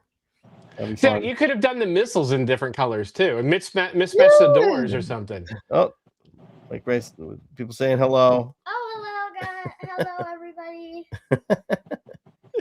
Should we remove your jokes? No, you don't have to. Honestly, she's my child, so she's kind of filthy, like as far as like filthy mouth a little bit for a little girl. She knows when to bring it out, which is good. Yeah, She doesn't like. I know the people. She doesn't go to elementary school and drop the F-bomb and some shit, but I know who to say it around. yeah, but you know, whatever. Sounds like my daughter was at that age. Yeah, my daughters are also that like they're not like they don't swear, but they have a slightly raunchy sense of humor, right? Right. Yeah, like we watch movies together. Like we watched Tropic Thunder a few weeks ago. Yeah. That's really getting in there. Yeah. Nice. She's 9. That's a great movie. It's an amazing movie. Hey, And listen, just turned 9. You know. She's gonna hear all that language in 2 years in school anyway. So I swear, I can't. 2 years. She's probably already hearing it in school. that's a good point. That's a good point. Yeah. But at least she knows, you know, not to say it in front of the wrong people. That's all. That's what's important thing. That's all. If like my brother's friend comes over and I hear them swearing together, I might say like a couple like swear words, but not like drop the F-bomb. You don't go to your elementary school and like. I don't drop the F-bomb like 5 times. I'm surprisingly a better parent than you would think. Right. Hey, No, if she knows when not to and when to drop it, you've done your job. Well, I think a large part of introducing or having your kids prepared for stuff like that is to experience it with them. And if they have questions, you can answer it. And then you'd be like, this is what's right about this. This is what's wrong about this.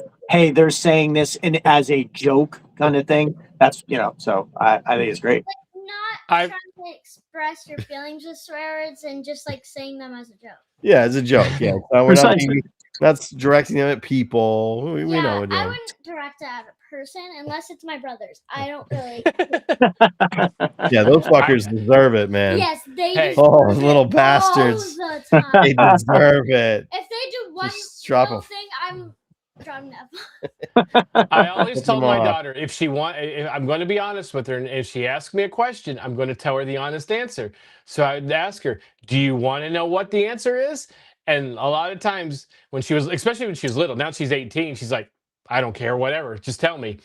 When she was little, sometimes she'd go, maybe I don't want to know yet. Tell me in a couple of years. And I'll tell you what, my sister has kids that grew up very, sheltered and, in a very confined religious, setting. And as soon as they got out to college, it was all fair game, and they didn't understand how to deal with it. Right. Yep. That's why, like any ex-Mormon, they go nuts. They're gonna go. Oh, listen, my cousin nuts. I have a cousin who graduated high school early. Got another $20 super chat. Wow, for girls dropping F-bombs. Nice. 5. That's my brother Riptide O'Leary. From over on Twitter. Great guy. Thank you, brother. Appreciate it. Seriously? I'll just split it. I'm not going to give you all of it. Okay. I know. All right. Yeah, if she actually drops If she actually drops a F-bomb, then they'll give him more money. Right. You watch the money come in. She'll learn a valuable lesson right then. That's funny. Her mother will kill me, though. Yeah, right. You I got it on the internet? It was for money. What do you want? Right. That'll make it worse. $20 on the super chat. We're doing it right now. As the Joker so aptly stated, if you're good at something, don't do it for free. Don't do it for free. Don't do shit for free, Scarlett. This is here endeth the lesson. All right. I will never do something for free. If all right. I love how Birdman's staying quiet during this whole part of it. Yeah. I don't have any kids, so I don't. Yeah, but good choice. Well, I'm kidding. I'm kidding. Did you hear that? No. You said I don't have kids. I said good choice. Wow. You are blessed to have children. Right now. I want to go like this. All right. My daughter keeps a quote book of things I said, and she loves to remind me. One time I said, "You are literally making me hate you right now." She's speaking like a sailor child, the moral decline of society. Yes. Scarlet is my swearing animal. There you go. That's a good one. Nice. That is a good Carlos one. I'm sorry, I don't have my glasses on. Carlos Sinalis, that's a good one. Scarlet is my swearing animal. Love it. All right, Scout.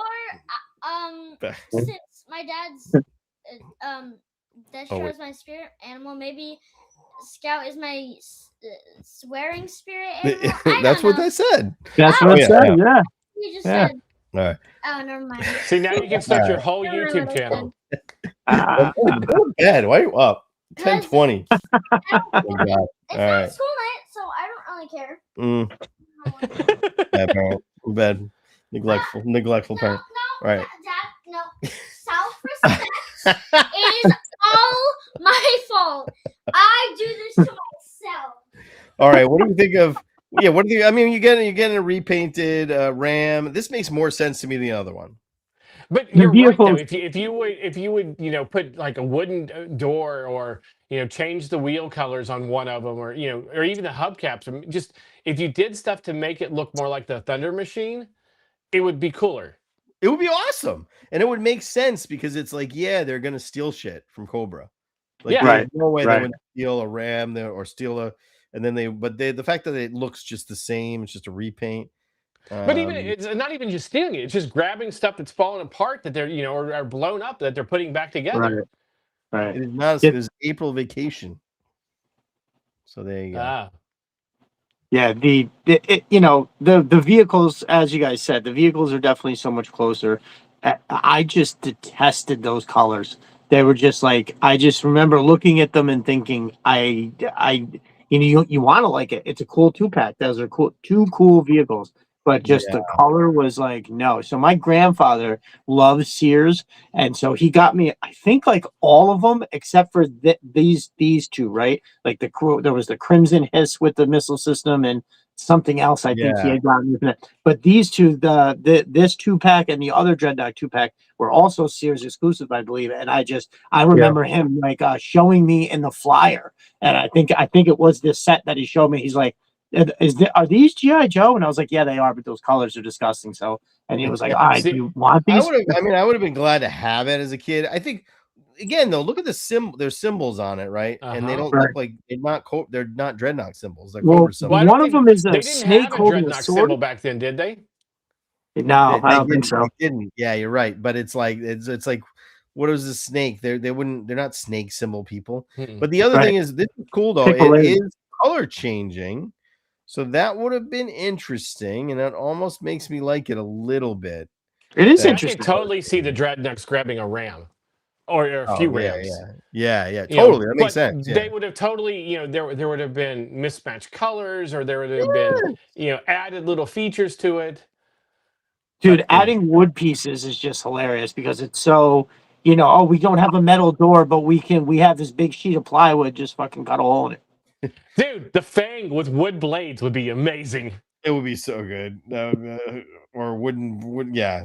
So I don't know what they were doing. They weren't really nailing the Dreadnok vehicles here. And here we have our third Dreadnok vehicle, the Swamp Fire. What's your feelings on this one? This one at least was not a repaint. This is a completely original vehicle. It all changed colors, which doesn't really make any sense actually, now that I think about it. I think they tried to give like something that they, like a swampish looking color, a green that was kind of like more of a disgusting looking green, like algae would look or something. Yeah. I remember being very upset that, like, I remember thinking, dude, if this was the same color as the Moccasin, I would have been so all over it, right? Like, what a good tandem vehicle for, like, for the Moccasin. But again, it was those goofy ass colors. I loved the design, and as a kid, I kind of liked it. And I think I may have bought this at a garage sale down the line. I can't tell you enough how much shit I bought at garage sales when I was like 9 and 10. But I think I did have it, to be honest with you. But it was like maybe not in the best condition, and I think that maybe the rotors are missing out of that tailpiece or something. But yeah, those colors are just so fucking goofy. We got two contrasts. I had this one, and it made more sense than the others. It makes more sense than the others, But GI Dave says I want to transform in GI Joe toys, but this sucked O-ring and not the Joe kind. However, we have Nowhere Man Child says Swamp Fire was a great 2-in-1 vehicle. I feel like it's the blades. I remember not sticking very well, feeling very flimsy, and which is not typical with GI Joe. They didn't like. They would always fall, kind of like not fall apart, but sort of bend and not stick in their the proper right. So the color changing part of it is, what was the coolest part, because it made it more like the Chameleon, and and I think that's one reason why they also went with the colors. It was similar to the Chameleon colors. Do you want this in classified? Have a good night, bro. Good night, brother. No. I wouldn't. I wouldn't really want it in classified. Not unless they're going to, Dreadnok it up, as we've been saying. Right. I don't like it. It's not. It never was. I don't think I remember. I mean, everything you were happy to have anything, but I feel like in the realm of comparison, I didn't love it. It did. Did those pontoons on the side go up? They did. Yeah. Yes. They did, didn't they? I'm assuming it will show it, and it's two Second positions. Picture. Yes. There it is as a helicopter. Okay. And there, it's just it doesn't have any weapons. It's got one gun. So when it would land in the swamp, it would put the pontoons down. Yeah, this is not great. It's not great. Definitely not great. But remember, and this is something that it probably wasn't for the Dreadnoks at first, and then because of the popularity of the Dreadnoks, they went, well, let's just give it to them because people will buy it. Not yeah, I think because it's swampy, right? They like the swamp, Yeah. Well, we'll get to finally a actual good Dreadnok vehicle, and this is what all of them should have been, right? This is the quintessential Dreadnok vehicle. It's amazing. Yeah. I wasn't even when I was a kid. I understood the importance of the Dreadnoks, and I appreciated them for the amount that they were in the comic and stuff. But this fucking vehicle was awesome. I absolutely loved it. I still have my Thrasher. I still have the Thunder Machine and Thrasher. When the classified one comes out, I would love to have LED lights for the police lights and maybe headlights and stuff like that. But I know we won't get that. But it would be fun to have that. I don't want to pay for that. Right. I just like I love the engine. I hope they give us a good what would be great is a fire effect from the engine. You know, that's got to be like what a Fast and Furious engine thing going. I feel like that's that thing is insane, right? That's like a jet engine strap. It's a legit jet engine. Yeah. You know what you could do is they could take the Rattler engine and use that mold and put it on it. Haslab. This cannot be a Haslab. No, it's too small. Too small, yeah. I'd be really upset if those. Why they made it 4 doors? It still can't be a Haslab. It'd still be too small. I know that Lenny and Tony and everybody said that this, because they're always asked that question: is this going to be a Haslab? And they said no. It's within the realm of the size of a box that can fit on the retail shelves, and that's how they determine what is going to be Haslab or not. Is if it can fit in their allotted spot on a retail shelf. G.I. Dave has a good point. He says it needs the 79 Firebird front. It has to have that, and I agree. Yeah, that is they could add some shit to it. I think they could have. Yeah, that would be cool. I think you could probably put a couple more weapons on it or something, and maybe more hammered on doors and stuff. Yeah, the Nora Manchild says exactly. The other Dreadnok vehicles don't have the same Road Warrior feel. This is the Road Warrior, and this is what it all should have felt like. But they're all repaints, basically. I think that's directly where this came from. Yeah, they even said when they made it. This was straight out of when they thought of the Dreadnoks, they thought of Road Warriors. That's why those other vehicles just do not make sense to me. Right. And see, when you were saying the other vehicles, I love the idea of putting wood on those other ones, because that would be such a drastic change and make it look whatever. This one, though, the Thunder Machine, I like how, like, if you look at the rear wheel covers, they have like a little bit of like lines and design, which pretty much make it look like you can tell it was welded and bolted together from like different pieces of metal.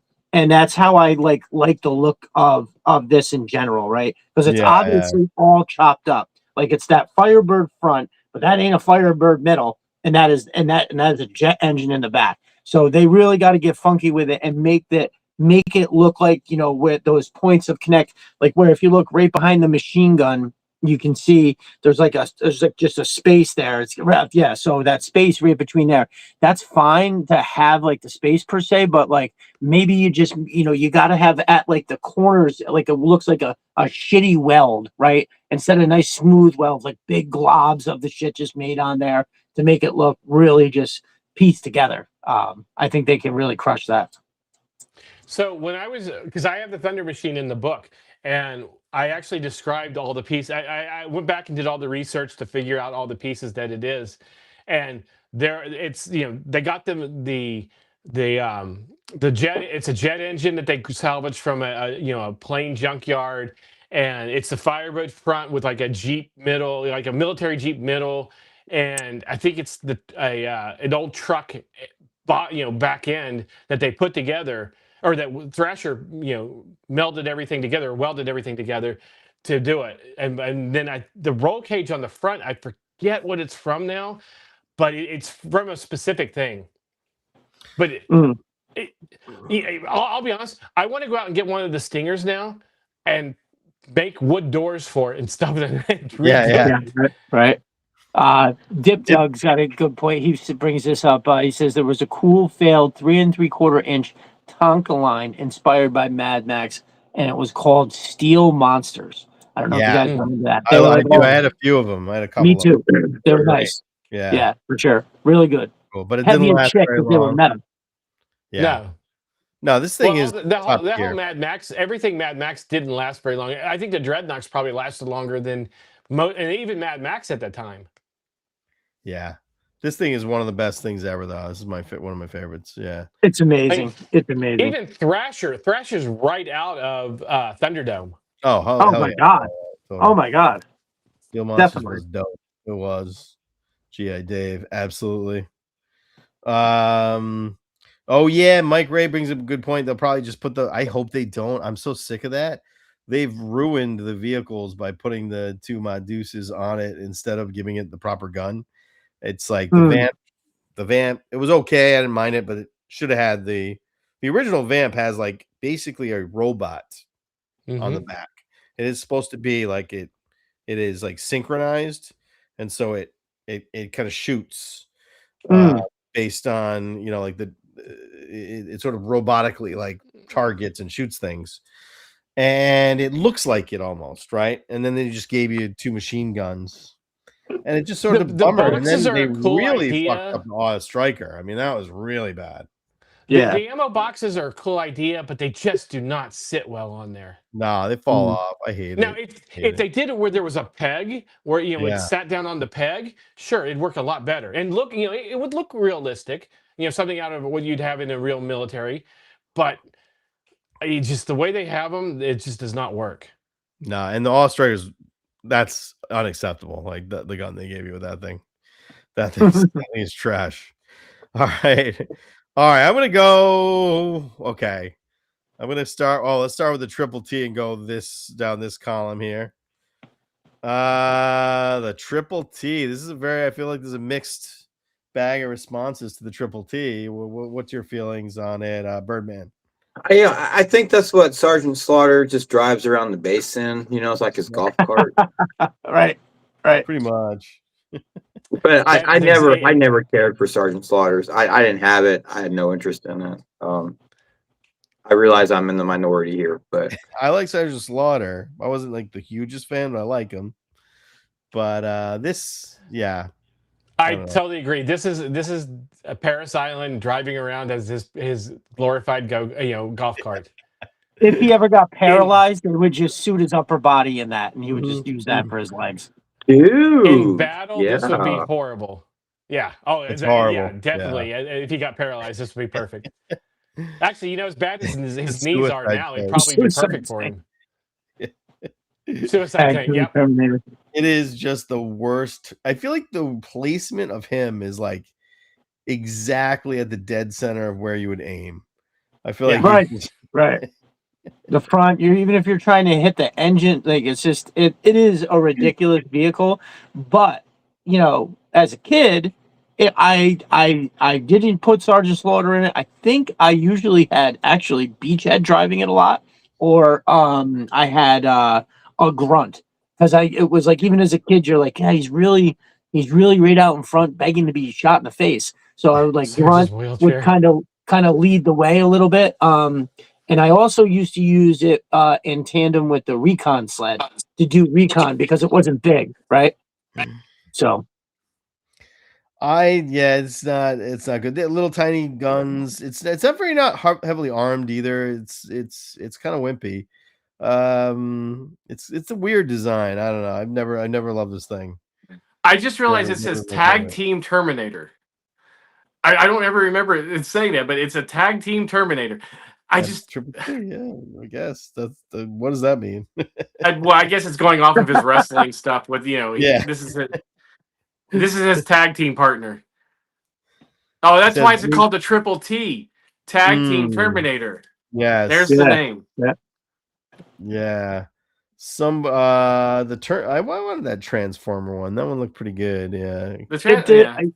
I almost picked that up. It was at my Walmart for a while, and I was kind of like, where I was waiting for everything to go on sale. But I already told that story where the one day I didn't go out of like 2 weeks and everything was fucking sold. But I was gonna pick it up if it went on sale. I was gonna grab it, the Transforming one. Honestly, if it was a Transformer, it would make more sense. Right. It's so boxy and stupid.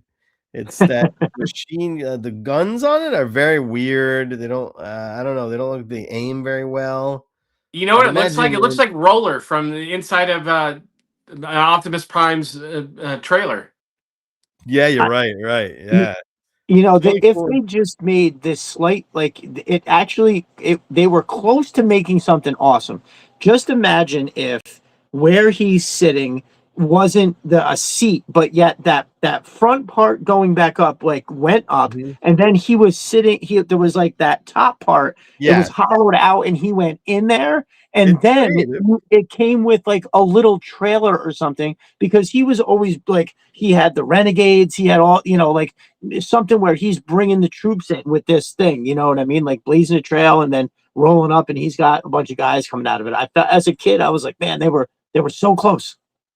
Or if you put a canopy on it, or made it like move forward, come up front, slide up like an asp, it would be better that way.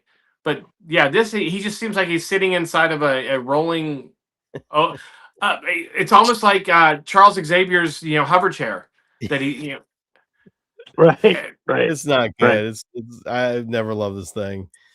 All right. And those treads are enormous for that little vehicle too. So it is kind of odd. Oh wow! All right, here we got a big one coming here. Woo. There's nothing you can say bad about this.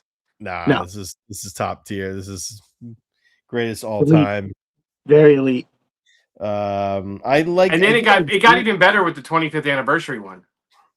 Oh yeah. There's not much of a change to it, but there were little details that made it just even better.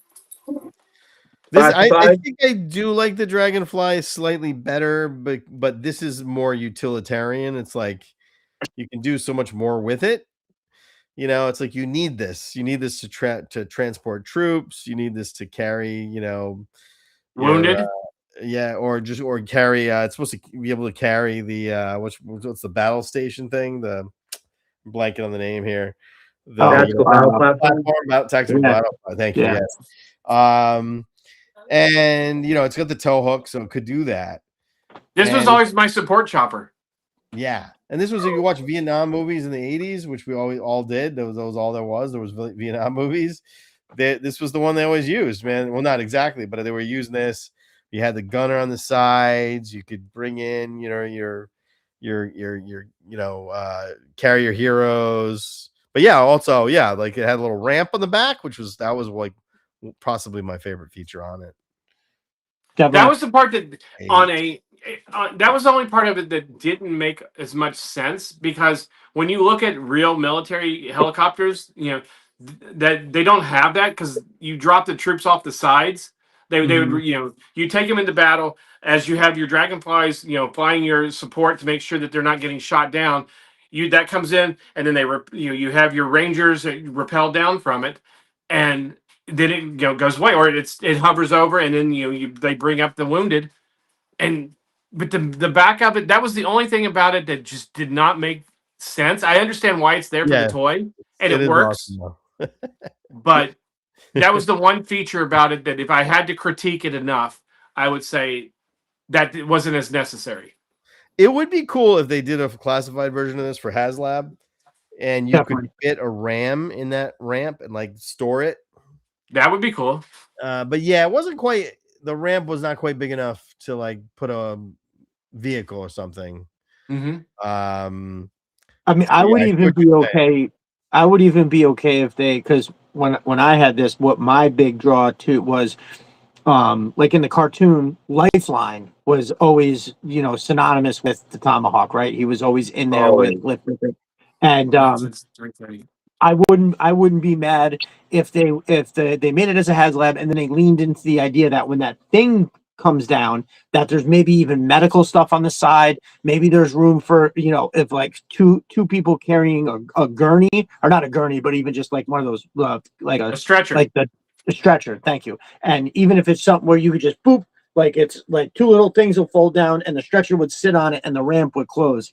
And then you've got a guy on a stretcher that, there's maybe medical stuff on the other side. I feel like there's something you could do that would make that cool, but all the while also having like huge 50 miniguns hanging off the side, and making it like, it can lay down its own fire. And also, but have like that back reserved for Lifeline and some life-saving stuff. I think that would be really cool. This would be a bad. You could put a peg on it and then have like a drone that comes down and comes out of it. A lot of people the Chinook has a ramp. Okay, what do they use it for? What does it even? What do they use it for? Anybody know? Move the seats, slide out the back with parachutes. I don't know. I think this thing would be such a great HasLab. I hope they get to it. And how much would it would be big, but it wouldn't be. I don't think there's been a few people that have 3D printed it, and I mean it's a good 2 feet, but it's big. It's not bigger than the Rattler, though, right? As far as it would be like more the weighty. Dragonfly is 3 feet, right? It would be more weighty than the Rattler, but I don't feel like it would be any longer than the Rattler. The Dragonfly is about 2 feet. I mean, from nose to fin, it would be about the same size as the Dragon, or as the Rattler, which you could get away with, because you could put it as 2 different pieces where they snap together if you needed to, like the tail fin does with the Rattler. Yeah. But I think this would be a great HasLab, and there is a drone or stretchers or both. There's so much you could do with it that you could put a couple figures with it too. Yeah, for sure. Oh, you'd have to. I don't care how big and expensive you'd buy one. Yeah. It'd probably be about $350. Melvin Copper says I had a girlfriend's like that. What do you mean? You can open up the back end. Is that what you're talking about? You can open up the back end. What's her name? And the ammo fell out. Couple dropping off the troops. She dropped off the troops. Wow. It has to go this way every week. Hey, you can load your troops up that way too. Exactly. All right, call what's his name? Let him know we're doing the woods porn. Wow. Like seriously, that took a left turn and kept going. It always does. It always does. I would 100%. That would be all roads lead to woods porn. Yep, zero space for a classified one. This is better than I think the Rattler is the most obnoxious HasLab storage of all. I think the wingspan makes it impossible. It makes it impossible to put it on a shelf unless it's in a corner, and you have to have the corner where it sticks out a foot. That's where For I'm at, sure. up my ass right now because I have no room. So, Right. but, No, I think this would make a. This is a smart Haslab. dump truck Scarlet. She backs it up. Yeah. She backs it up like a Tomahawk. Birthday. That's the night. That's the Ninja Force Scarlet. Birthday thing for you. Oh, there you go. Ninja Force Scarlet is holding. What's Sabrina Carpenter say? You don't enter through the back door. I'm glad my daughter's gone. Oh, right. I didn't. Mine's upstairs, and she just moaned when I said it. She was like, "Oh no." All right, this thing is amazing, though. I don't know. Anybody last thoughts on this thing? This one's one of the best things they've ever made. Totally agreed. 100%. It's useful. You need it. It's like the most. My buddy Chris Kohler, that's mentioned earlier, I think he bought like 5 of these of the 25th anniversary. Oh, and damn. Good. Oh yeah. Tell him I want He's got like 10 his tanks. I mean, it's yeah. Yeah, but this thing is a value in this thing too. It's just crazy. Anchor Viper's got like 30 his tanks. No way. This thing is armed to the teeth too. It's just it's so great. That winch though, that was my favorite part. Yep. Oh, for sure. That definitely was pretty cool. I just love how because even with the Haslab one, you could put like arms that come out on the sides for the repelling cables. Yeah, that would be amazing. Yeah. You can't let your daughter hear the shit. You are correct. I do have some standards, it's apparent here. All right, let's get to the next thing. And this is, we were at one of the greats, and this is not one of the greats, let us say. But what are your thoughts? Who had that? Did anybody have that? I actually loved it. Did you? Really? I did. I know it's goofy as shit, but now, mind you, like, I enjoyed a lot of the little ones because, like, I didn't get a lot of the bigger vehicles. So the smaller stuff was more affordable, and I had 2 of them. And I don't know. There's something about the laying down stuff that really loved. Like the Havoc, you could lay down in the Havoc. There was that version of the Shark where Deep Six could lay down. I don't know. I absolutely love that shit. But no, you like vehicles where you're in the presenting position. Right. Yes, exactly. It's always in the back door. Because the way the bazooka's laying there reminds me of the way Zartan was on the Chameleon. Hey, he's ready for the birthday sex. Yeah, that's it. But see, this one, it makes it impossible to drive. Look at Bazooka's face. I mean, they didn't have the neck features that we have now where they could turn their heads a little bit. But you can't look out the viewport or out the screen there. You're looking straight down at the instrument panel. Wasn't there wasn't a screen? I thought he was looking at the thing on the top, right? Is like a periscope little thing, video camera. So he's looking at the screen. But his hands are like locked in, and he's looking at his screen, and it just doesn't look. How comfortable is that? That's gonna be that can't be comfortable. None, face zero. Is shoved into a computer screen, and I love the idea that he was being like super stealthy. Right, that was the whole idea. Was that you weren't walking upright. You were just laying down on a gas firing machine. Hey, and remember, this is the '80s, so they didn't have HD television, so that screen quality couldn't have been that great. Yeah, he's looking at 8-bit graphics right there. Right, he's got his face shoved. I did like the neck breaker, the very substantial glass. Mm-hmm. Yes, it felt like that was a cool. At least he's a little armored, but he's looking through. There actually is a good shot of the screen. Yeah, he definitely has something there. I don't know. I loved it. I think it was some of this stuff is like maybe if I didn't have it and didn't, by looking at it when I look, nope, I got to be honest. When I look at the box art, it's awesome. It just looks awesome. It's a weird one, man. It is a weird one. I will say this: the recon sled with the hovercraft, I did play with that a lot, and there's not much to that. Nice. Speaking of which, I think that's next in line here. Which now this is a very divisive vehicle amongst G.I. Joe fans. Some hate it because it's super bizarro, And again, we have a person laying down face first.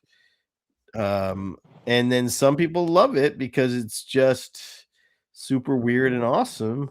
Where do you stand? Birdman, where do you stand on this thing? I didn't have it. My best friend across the street had it. It got a lot of playtime. It had a lot of play features. I don't really know. I mean, it's. I think it falls in the iconic G.I. Joe vehicle here. Yeah. But it's weird, but it still kind of makes sense to like a 10-year-old. No, totally. Yeah, totally. Yeah, what see, we have people who don't like the Havoc. Okay. It's my favorite vehicle. Ever? It is.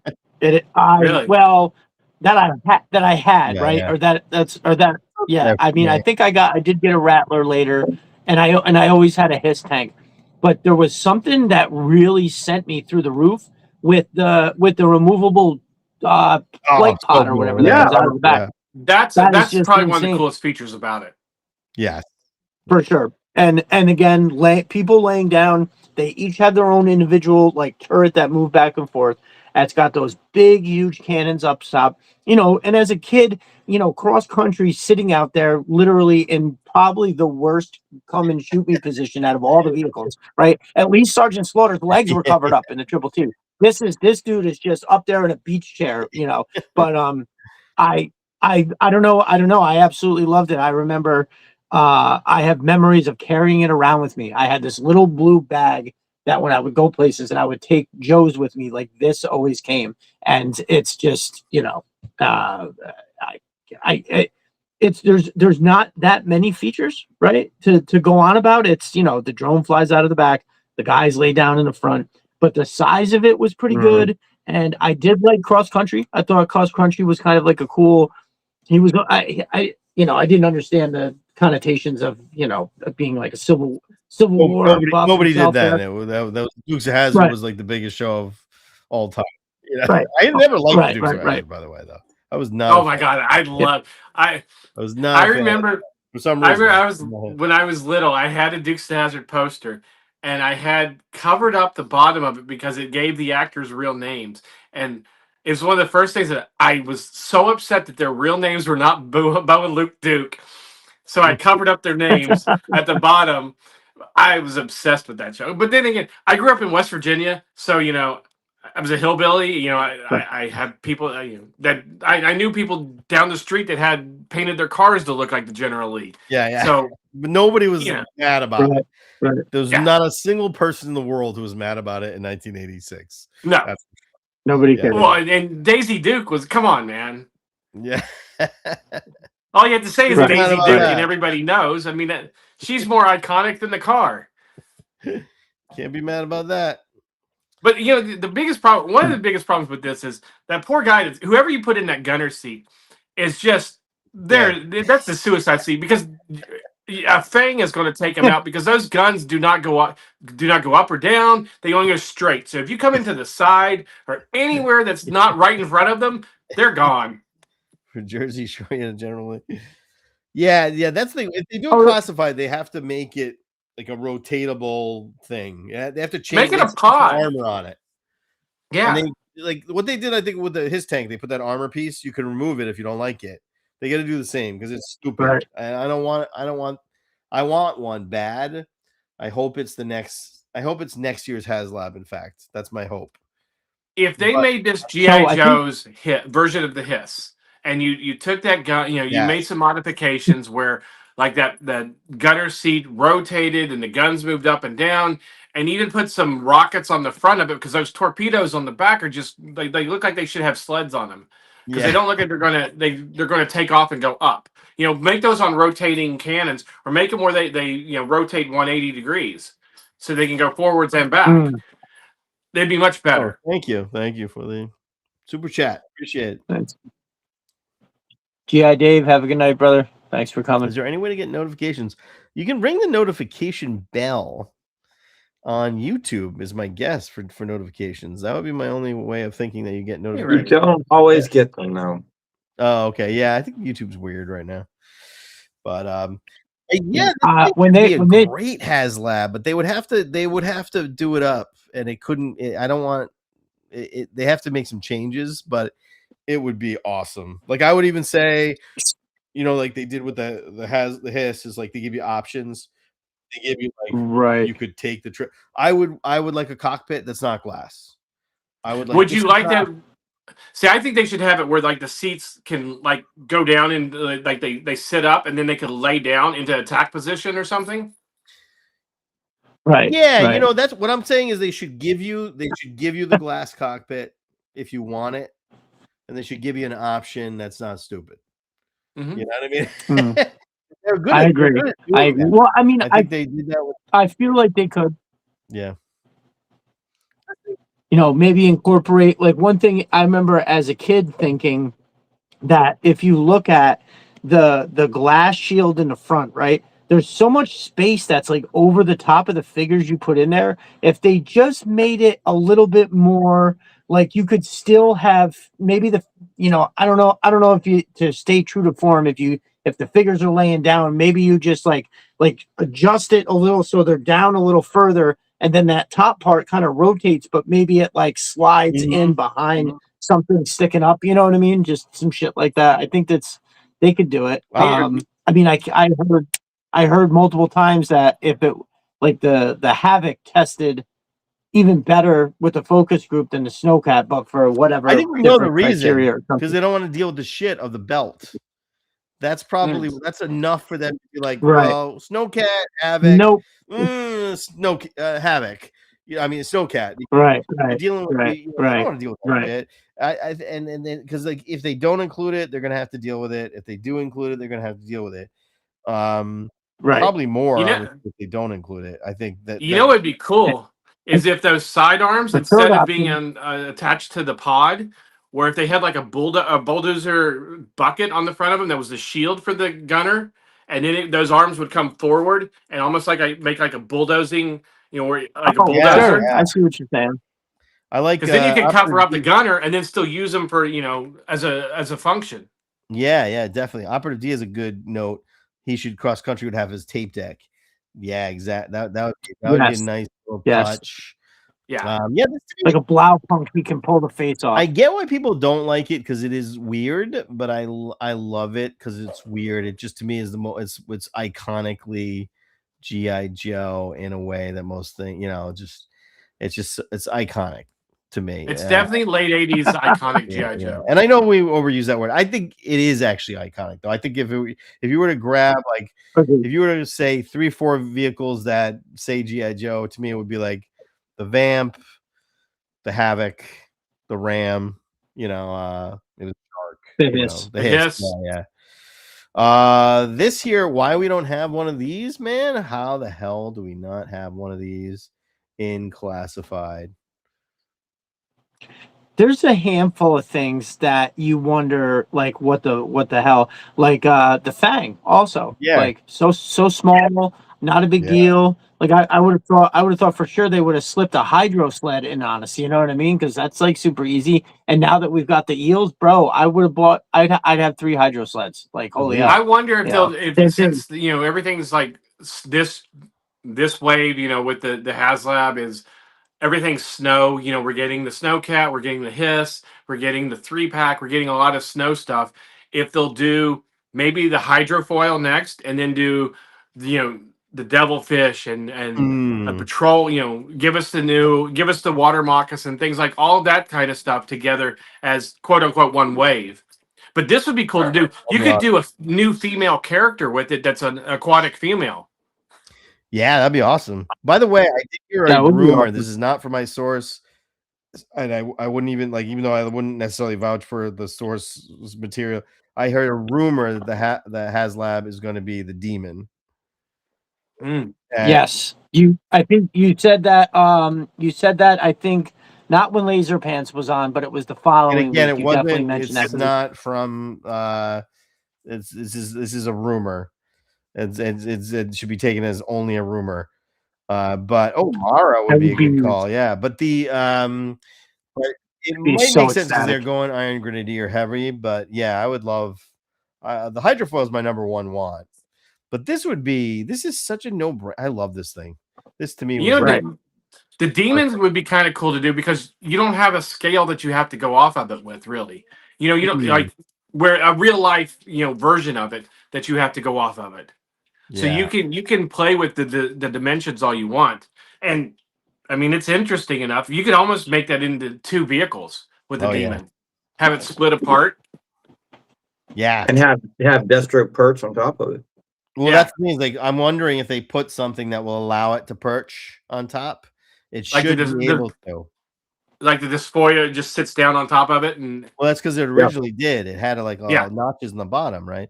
So, but this thing would be a devilfish with tight ship from that'd be that. I'd love that. What's you can do my character of Swimfin that I created? That's Torpedo's niece. There you go. Yeah. Nice. What do you? It's such a cool little vehicle. Such a cool little vehicle. I didn't have it though. Really? Did not have it. That one I had like 2 or 3 of. It's so armed to the teeth too. It's got these torpedoes on the bottom. It's got 4 missiles, machine guns, dual motors. It's so small, so like little compact. It's perfect. So my brother CG Horror printed this in 1/12 scale. If you want to toss it up, this is what it would look like. To get it printed. It's awesome. It's got the under missiles. Look at the detail on the. But yeah, this is awesome. That's still pretty big, but that's really cool looking. Yeah, it's nice. I mean, I'm looking at like this is close. Believe it or not, it's as long as a Stinger, about as long as a Stinger. Obviously, not quite as wide, not quite as much here. This is a heavy print, believe it or not. Actually, he did this. This thing is solid as shit. But yeah, and actually, I plan on doing a recreation of that comic book with Hawk wetsuit and beachhead on it. And that's what I'm gonna do with that. But that's pretty awesome. Looking at that, think of how big the water moccasin would be. It'd be big because this is when you put a figure. Let me see. I don't think I have a figure. Oh, hold on. I got crankcase. Don't fit. So if you look at, so you got to think moccasin front, and then a gunner, and then you got the thing. So it'd be at least another 6 inches. It's big. Yes. Oh yes. Yeah. So, but this is awesome. This looks fantastic. I feel like it could be slightly smaller for if they wanted it to, but this is big. The front, the nose. Like I feel like it could be. You could compact this a little bit, but when I look at it, and if you wanted to put like a person on each side of this, I think it is long. I do feel like when I look at where the legs go on here, we could definitely shrink this down a little bit. But it looks like it's kind of deep too. Like it could be thinner. Yeah. Yes, I agree. You could definitely shrink that a little bit. But I love it. I love it that size. It looks freaking awesome. Viper Scouts is unpopular opinion. Demon wouldn't fund, not enough nostalgia for it. Is nostalgia the driver anymore? I wonder. I tend to think that we're moving beyond nostalgia because, for instance, the Dire Viper thing sold out in like 30 seconds. And there's no precedent for that. No reason to have nostalgia for it. I feel like maybe we're moving beyond it. I think we need to. But would you rather have a demon I don't or think something? You're wrong. By the way, like I think that is probably you might be right. I'm not sure. I'm more asking the question. I'm concerned. Would you rather have that. something like the demon or like the hydrofoil or like a mauler or the tomahawk? The hydrofoil would be my 100% number one, and it has to be. It has to be. That's my number one thing that I want. It has to be Cobra this year. So the following year will be G.I. Joe. And I would say, I think they are running out of the iconic. I don't think there's many iconic vehicles left. I think Striker. To me, you'd either want to do the Havoc or a Mauler or a Mobat to go with the Hiss. I don't think a Mobat is like interesting enough. I don't think you could do enough with it to make it worthwhile for Haslab because you have to open it up and get inside of it, but it's not the same way you can get inside of his tank. So I don't feel like that's exciting enough personally. But I agree. Well, if you did the Mauler where you could put like 3 or 4 figures into it and then have some on it, would be more interesting to me than the Mobat. But I was just using those as examples it'd be because better they're than the such Mobile. Yeah. as such classic, and to have something that's a tank, a GI Joe tank that goes against the Cobra tank. Yeah, I just feel like then do the Havoc because it's more. That's the Havoc. The other thing is like the Mauler is a real tank. Right. Like that's why why give us the crazy looking Drome Havoc. Toys was able to get away with doing theirs because it's an actual tank. Right. The Mobat's not, but it's so they'd have to really do it up. I feel like there's more potential with them, something like the Havoc or the Hydrofoil. So I'm not excited by the. I feel like my opinion is a tank. Sell it to me 150. Just like don't make it a Haslab because it's like in the Hiss, it's like you can put the lights on it, you can put the lights inside of it. Mm-hmm. You can put I guess you could do the same with a Mobat. I'd rather have the Mauler would be better than the Mobat. I mean, that was the reason that they did the Mauler, because it was more interesting than the Mobat. But I would rather have the Hydrofoil than the Demon. I would rather the Hydrofoil would be my number one of all time. I would want that more than anything, basically. Yeah, as much as I would love to have a Demon, obviously, because I love the Iron Grenadiers. I thought the Demon was pretty crazy dope, especially with the despoiler attaching to it. I would be definitely concerned about it funding, and with that being said, I think the Moray would fund whenever they did it. If they thought there was an opportunity to get the Demon done now, I wouldn't be mad that they did it, but it doesn't seem like the. I'm sorry, all of it would fund. Right. I mean, like the reason why the Snowcat was slow to fund because many people saw through that it shouldn't have been a Haslab. Right.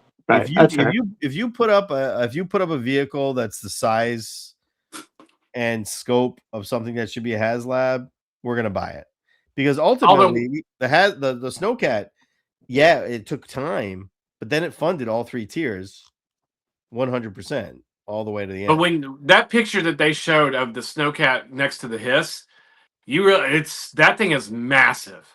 It is, but it didn't need to be. I don't think it didn't need to be. That they decide you could make anything big. Like I think that one of the things that caused it to slowly fund was people didn't like the figures. They didn't find them, the extra figures that'd be interesting enough. They sucked. They're not good. Yeah. Everything about it wasn't. I don't know. I think there was a lot of reasons it didn't fund, but I don't. The Bivouac was the biggest sell to it. Yeah, there's not one. I think they would if you give us we'll buy anything they sell us. We would admit it. We're suckers. They're gonna. I never cared for the Snowcat, but everything they did to it, I was like, damn. Yeah, cool. Y'all took the plain girl and made her look like Sydney Sweeney. Yeah. I'm not gonna lie. I cannot wait to have that thing outside in a snowstorm with the lights on, taking pictures. That shit is gonna be crazy. But what's really weird is I don't think they should make anything bigger than it needs to be. No, for sure. The idea of making anything bigger than it needs to be pisses me off. It's like, again, speaking of which, our next topic. This should not be a Haslab. No, it's too small. It's too small. Just leave the figure. You can't put more than it only seats. It's a one-seater, right?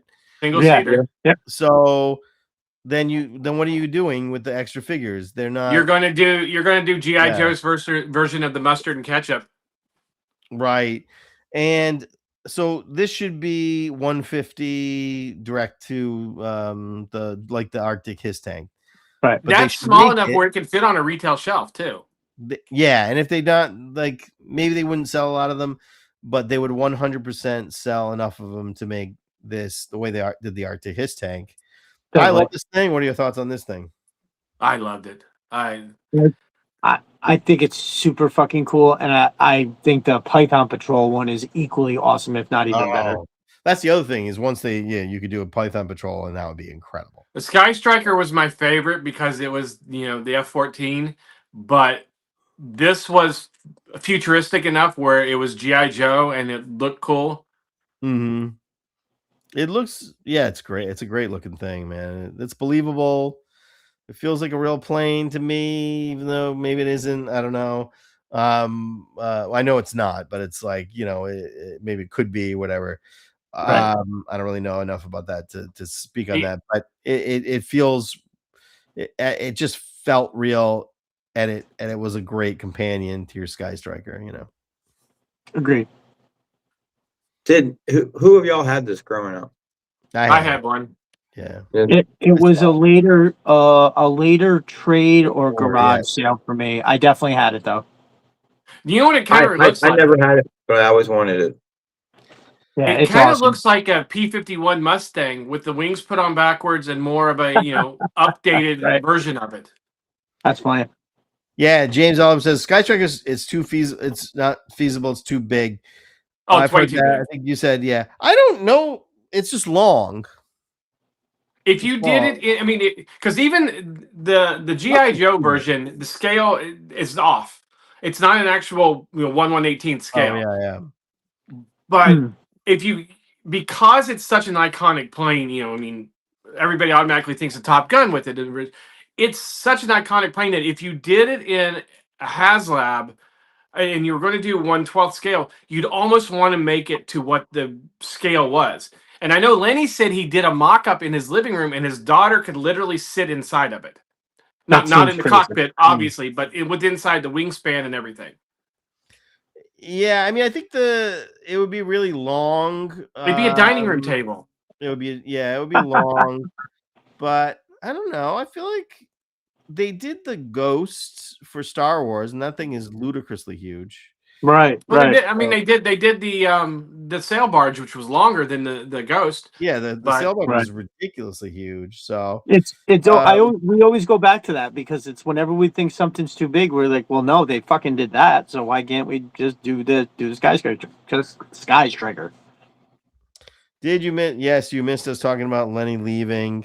Our take was sad. He's great, but we'll probably get somebody who can do the job. You know, I don't think until we get somebody there, we don't know what's going to happen. I mean, Right. that first 100%. wave that is his wave will be the determination. Right. And we won't know because his stuff, his designs will be there for the next 2 years probably because they designed things 2 years out. Yeah. So, oh yeah, melted coffee. We talked about Lenny downstairs. This is a joke, by the way. Accusing him of shagging a lady in the office.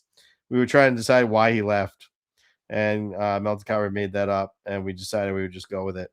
But no, we love Lenny. I think Lenny did a great job. I'm excited. You know, I think he needed to do what he needed to do. I wish I was more excited about Boss Fight Studios. I don't know anything about Boss Fight Studios, so I don't know what he's gonna do. But you know, I'd be excited if it was like moving on to a line that I was like really excited to collect. But I don't collect Boss Fight Studios yet. Maybe I will. Tony is still there. Yeah, they still got Tony. They still got the crew. I've been talking to the guy who does the lore, Mark Beasley, and I may be interviewing him. Although the hold off is he's supposed to talk to Chris from Full Force Podcast, and I said no, I don't want to jump in front of Chris because I love Chris.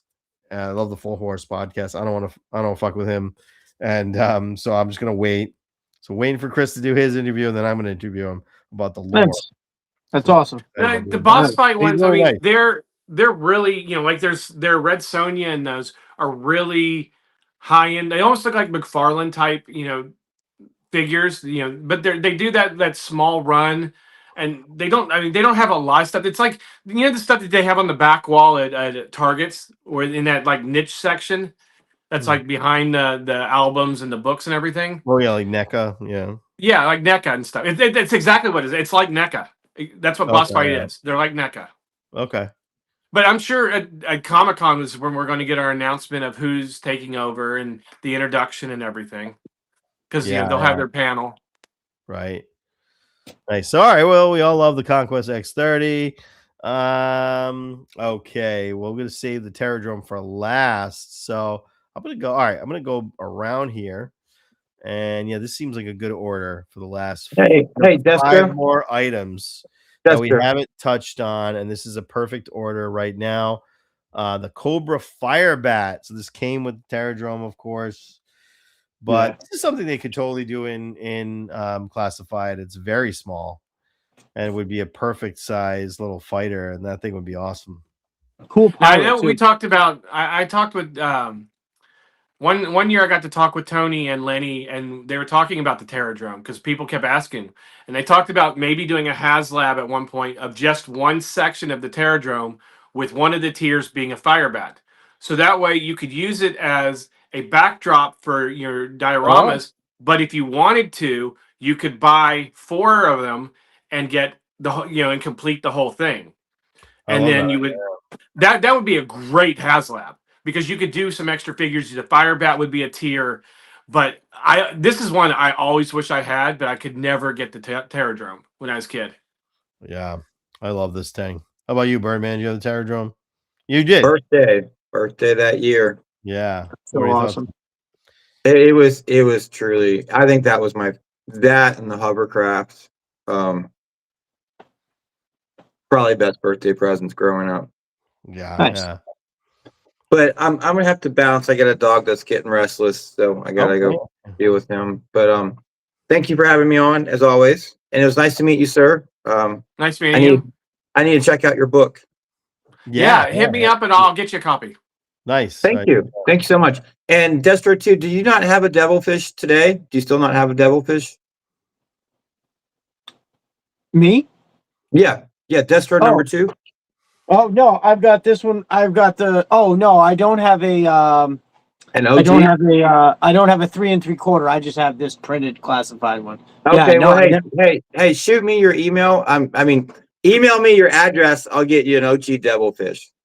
Oh, nice. Okay, sounds good. Yeah, I have that picture and the other thing I was gonna send you. So we'll swap addresses. Sounds good. Yeah, just shoot it my way, and because it was so cool, I'm sure you'll take it in the bathtub just like I did. Yeah, that's right. You're damn right. You're damn right. Well, thank you, brother. I appreciate it. Have a good night. Oh, yeah, Birdman. Let's talk and stuff, man. I'd like to get to know you more. Yeah. Hit me up. Destro one's got my email. Perfect. Sounds good.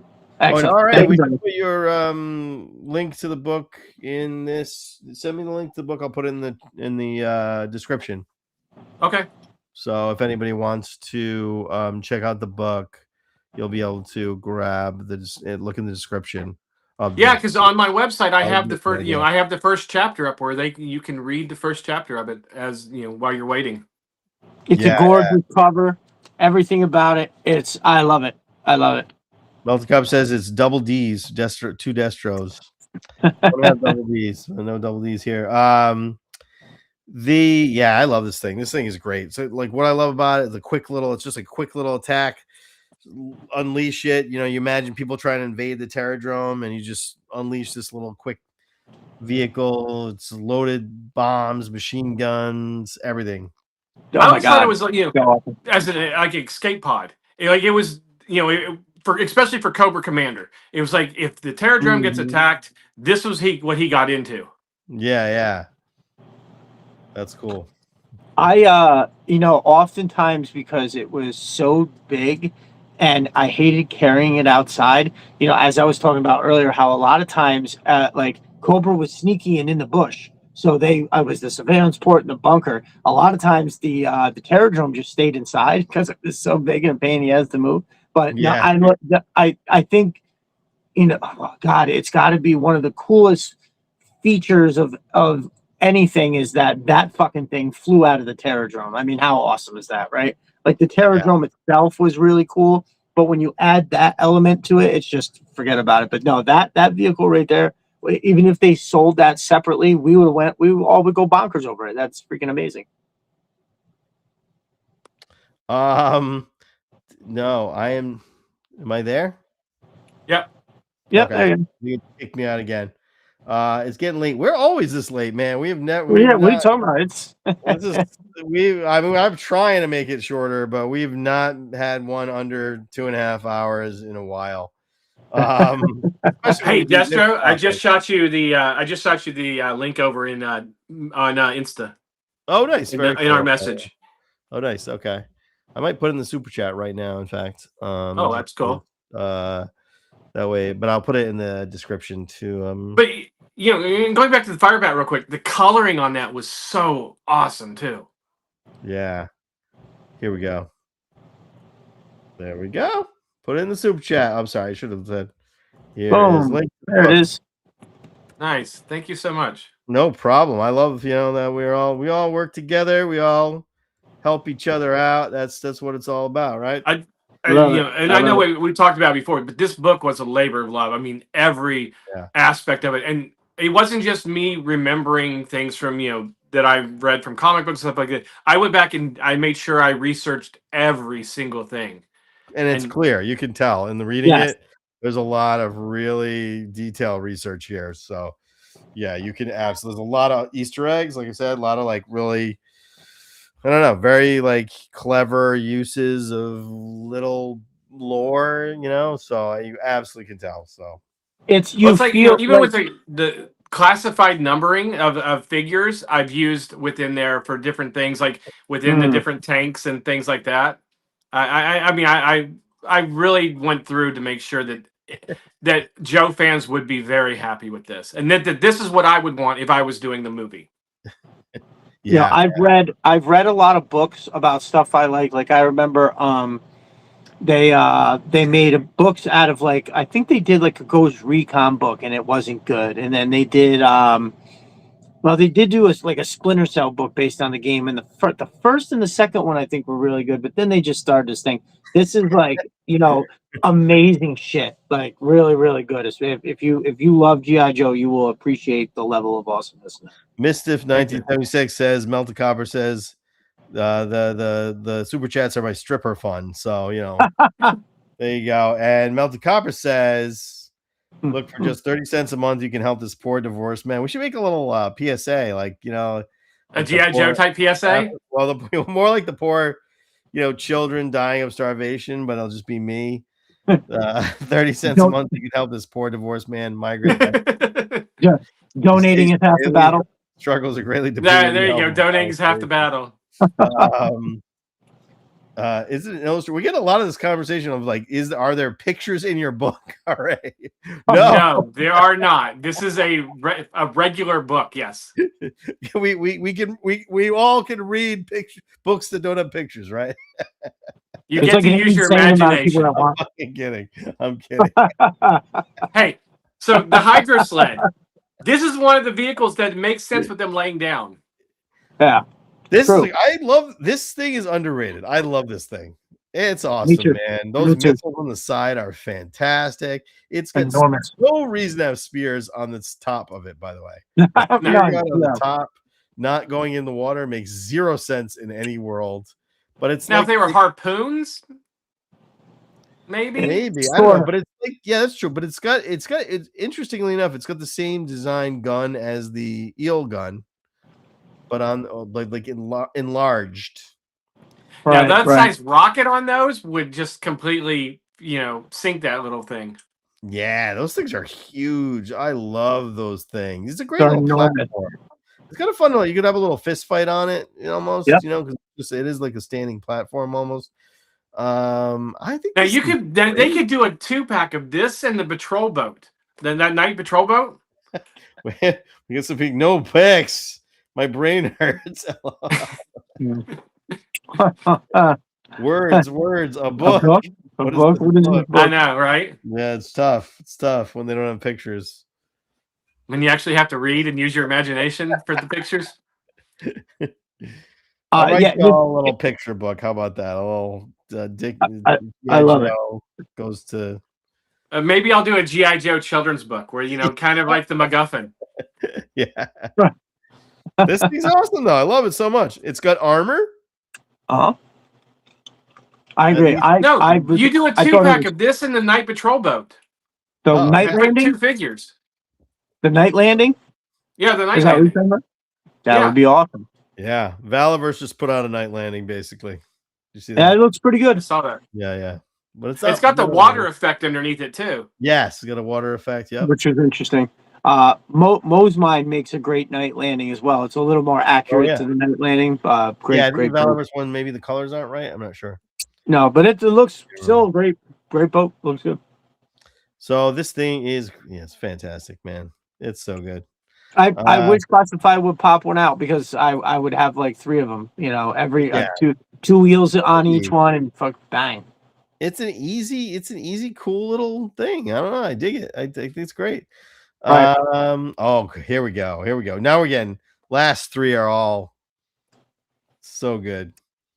3, we're only got 3. Oh wow, this thing is one of the weirdest, goofiest vehicles of all time, but I loved it so much. It was one of the only things I had 2 of because I got 2 accidentally. That was kind of how you would build your troop building was an accident, right? So your aunt and your grandma got you the same thing by accident, but you were so happy if it was Cobra because you were like you had an army. You know, the only thing missing from that is if when the pods open, there should be like a missile or a cannon in the middle of it. Yeah. It is definitely strange that like there's a funny post. Doc Sewage, the guy that plays Torch in Cold Slither, he made a post one time and it was quoting, you know, like 2 people that were on the stun talking to each other, and the one guy's like, "Oh my God, we're under attack," and the other guy's like, "Quick, split our vehicle and expose the soft underbelly, allowing the people coming at us." I kind of butchered it a little bit, but it was very, very fun. Again, once you split that open too, the driver is so the driver's totally exposed. All it takes is one missile going straight up the middle. I mean, I really enjoyed. My favorite part was probably the rear gunner. Right, there wasn't many vehicles that had a full rear gunner, and you could fit 4 people in here, and without like 2 of them hanging off a little railing in the back. Like a lot of vehicles, you know, the Havoc is one where you can fit 4 because you get the one in the drone, 1 on the top, and then 2 in the front. But besides that, there's not many where you can fit that many. Oh, you know, the Tomahawk too. But like, this vehicle was, it just like, look at how awesome that looks. You know, as silly as you could do 2 figures with it too. So you could do the gunner, you could do a gunner, and you could do the driver in the same type of uniform. Maybe make 1 male, 1 female. And then you have 2, you know, 2-pack with it. It makes no sense, man, but it's so fun. I feel like it was a good one to tip over. I feel like it felt like it would tip over, which was good. I don't think it's a negative because it was like all you had to do was Vamp had to bump into it and it was flipping right over. It was just like top heavy and it just made no sense. It's funny is that rear gunner really has nothing to do until either they retreat or they go past the troops. They're you know, the enemy. Popcorn Frenzy says, "I have a bag Dreadnok stun from whatever year con it came out." Well, that's what? That's a thing? Yeah, I think I definitely remember hearing about that before. I love this thing. It's awesome. The Motor Viper's great. It's such a cool looking vehicle, but it's stupid, but who cares? It's like the equivalent of the Havoc. It's kind of dumb, but oh yeah, they did. It's purple, like a neon purple and a neon like teal for the Dreadnok one. Yeah. Good point, Mistiff. G.I. Joe didn't need to keep guys covered because the lasers never hit anything. Very true. That's funny. This thing's awesome. Fucking love it. It was. It really was.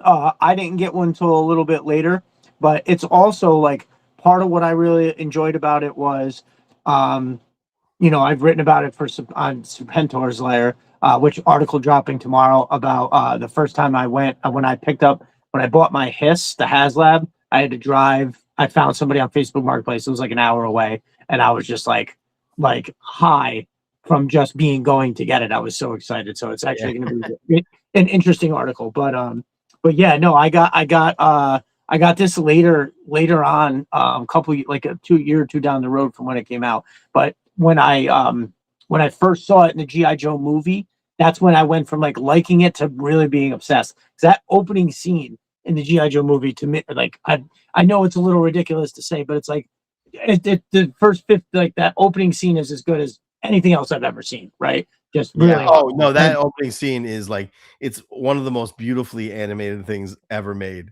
It is amazing. It really is. I wrote a whole article about it. I literally wrote a whole, like frame by frame. I was like, look at this shit. You know, like where that stun cuts through and like splits the water, and then it drives away. You're looking at the gun, dude. Forget about it. And the trouble bubbles come out of the Terradrome, and they're flying around, and the lights are crisscrossing like this, dude. Fucking forget it. I haven't seen anything that good. I mean, what they have fine animation today, but it doesn't look as epic as that, right? Yeah. Well, that's a lot of animation today is it's like a puppet created in, so it doesn't really move the same way. It's kind of shitty. Okay. Yeah, it's not the same. It's like most of it's not hand drawn. Like most of it is anime. Yeah, I think one of the like if you look at Invincible, that that's kind of more traditional G.I. Joe. Yeah. But then a lot of that newer stuff it's like Rick and Morty is a puppet that you make in a After Effects or something, and it's like you can tell the way it moves. It's like they make the puppet once. They don't draw. They draw it once. They create a puppet. They animate the puppet. I've done it. Right. And the old way though was you drew every frame. You drew cell animation frame by frame. Cell for cell. Right. So Invincible might do that or a version of that. It's like, but this became the go-to vehicle in the series for a while. It seemed like kind of like it's like the Sky Striker for Cobra. Yeah. But it is awesome, man. But not as good as the next piece. We got two more. Oh, last two, and these are probably my favorite two of the year. So this one right here, this just masterpiece. Oh my god, there's nothing like this. Yeah. So I might have a good argument for this being the best year with this and the last thing here. Yeah, no, for sure. Listen, 86 reigns supreme for me. And that's with all due respect to 85, which I think just has so many cool iconic figures. Also, a fuck ton of really great vehicles. 86 is where it's at for me. This is definitely one of the reasons. I mean, dude, as if that big giant jet wasn't cool enough, they gave you a fucking second, like a drone. You know what I mean? How crazy is that? So, and speaking of which, CG Horror printed me a drone. So I do have a drone. Oh, yeah, that's awesome. This thing looks fantastic. But that GI Customs over on Instagram made a classified scale Night Raven. And as it turns out, it wound up, we didn't know at first. It went to somebody in our community. So GI Customs came on into the Viper Den, and when I was talking to him about it, he was like, "Oh no," he's like, the guy didn't. I can't really say who it was, right? Because he didn't say. I could tell people they don't usually say, it's like personal, whatever. And I was like, well, tell me about it. It was 5.5 feet long, which is insane. I can't remember what he said the wingspan was, but I remember I was like, wait, what? I think he said 20. I think he said 28 inches. It was fucking huge. It was something like that because he also said the guy was either out here in California or New Mexico or somewhere and wanted it shipped. Yeah, and had to have it shipped, so it's shipped in pieces. So then, when I posted something about, I had a good time on the show last night, and I put it on Twitter, underneath in the comments there was a picture of the retro classified Cobra Commander leaning on the very front of the actual of the thing, and like the picture was blacked out, so you could only see the very nose of the plane. And when I looked at it, I was like, wait a minute, that looks like a classified Cobra Commander. And I was like, dude, is this a classified scale? Are you the dude who got this from GI Customs? He's like, yeah, it's mine. So he hasn't been able to add time to put it together yet, but we'll be seeing some pictures of it. It looks fucking crazy cool. See, I can see them doing the pod with like Raven or somebody. I think, yeah, I guess it's probably about as big as the Sky Striker, right? So it probably can't be done, but that's bigger than the Sky Striker. So cool though. I love these drones. Like, see these missile launching drones. Yeah. Came with twin missile. They called it twin missile pods, but I think we kind of understand they seem to be like drones of some sort, right? Mm-hmm. Right. The only thing is that I know the cockpit for mine always falls down. Yes, so that was always like it feels like it pops in and out, but it's just so sleek looking. The red glass was so dude. This was always the holy grail for me because I was in love with the SR-71 Blackbird, that the Lockheed one, because there was the movie back in the Firefly, no, oh shit, there's one with Clint Eastwood where he steals the Firefox. Firefox, yes, thank you. Yes. Where he steals the SR-71. And to me, that was like the coolest looking jet ever. And then when they, and the X-Men jet's very similar to it. Yeah, And you're then right. Yeah. when they did this in Cobra, it was just like, oh my god, this is like the coolest thing ever. Yeah. So freaking cool, man. And the red and black is just, it's so, oh my god. There's nothing about this that's...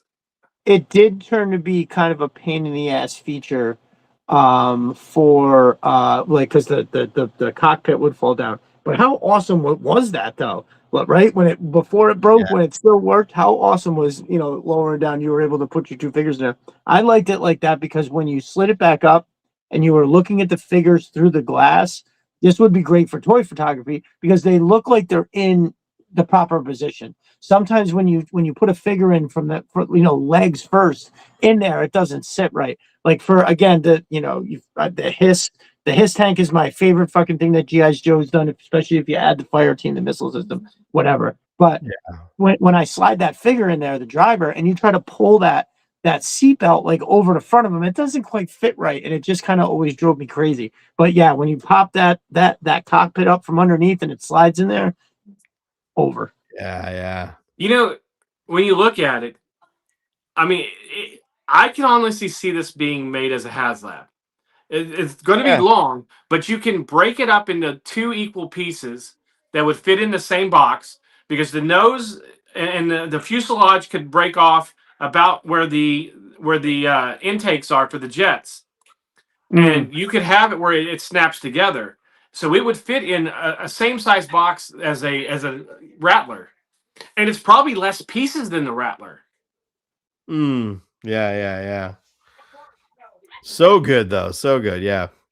All right. Well, that brings us to our very last. Any last words on the Cobra Night Raven? Or we hear our last item, which is got to end with this thing because this thing is. If they did a G.I. Joe Haslab for the O-ring scale, would you buy it? I don't. The Night Raven. Oh, the Night Raven. I don't think so because I have my original, so I don't know that I'm not. I didn't buy like the Sky Striker. I'm just not really into O-ring right now. Yeah. So I don't know that I would. The only time I'll buy an O-ring is when Super 7 comes out with a character that I never had. Like I bought Raymar, and I wanted to buy this Fluffy, but I'm just not there. Yeah, I don't know. It would have to be really different. Yeah, because I have mine, so I don't know why I would need another one. Yeah. That's and the cool thing about the Super 7 Raymar is that he's tall enough because those are more 7-inch than the 1 and 1 or the true 1/12 scale. So he fits with the classified because he's so tall. He's not that tall. No, he's pretty small. Oh, is he? Is he like the size of the Conan one that was done a few years ago? He's like a foot taller than a 3 3/4 inch figure. Oh, okay. Oh, the small one. Oh, okay. I was thinking that they did the 7. They have that 7-inch line that they do. Oh no, this is him.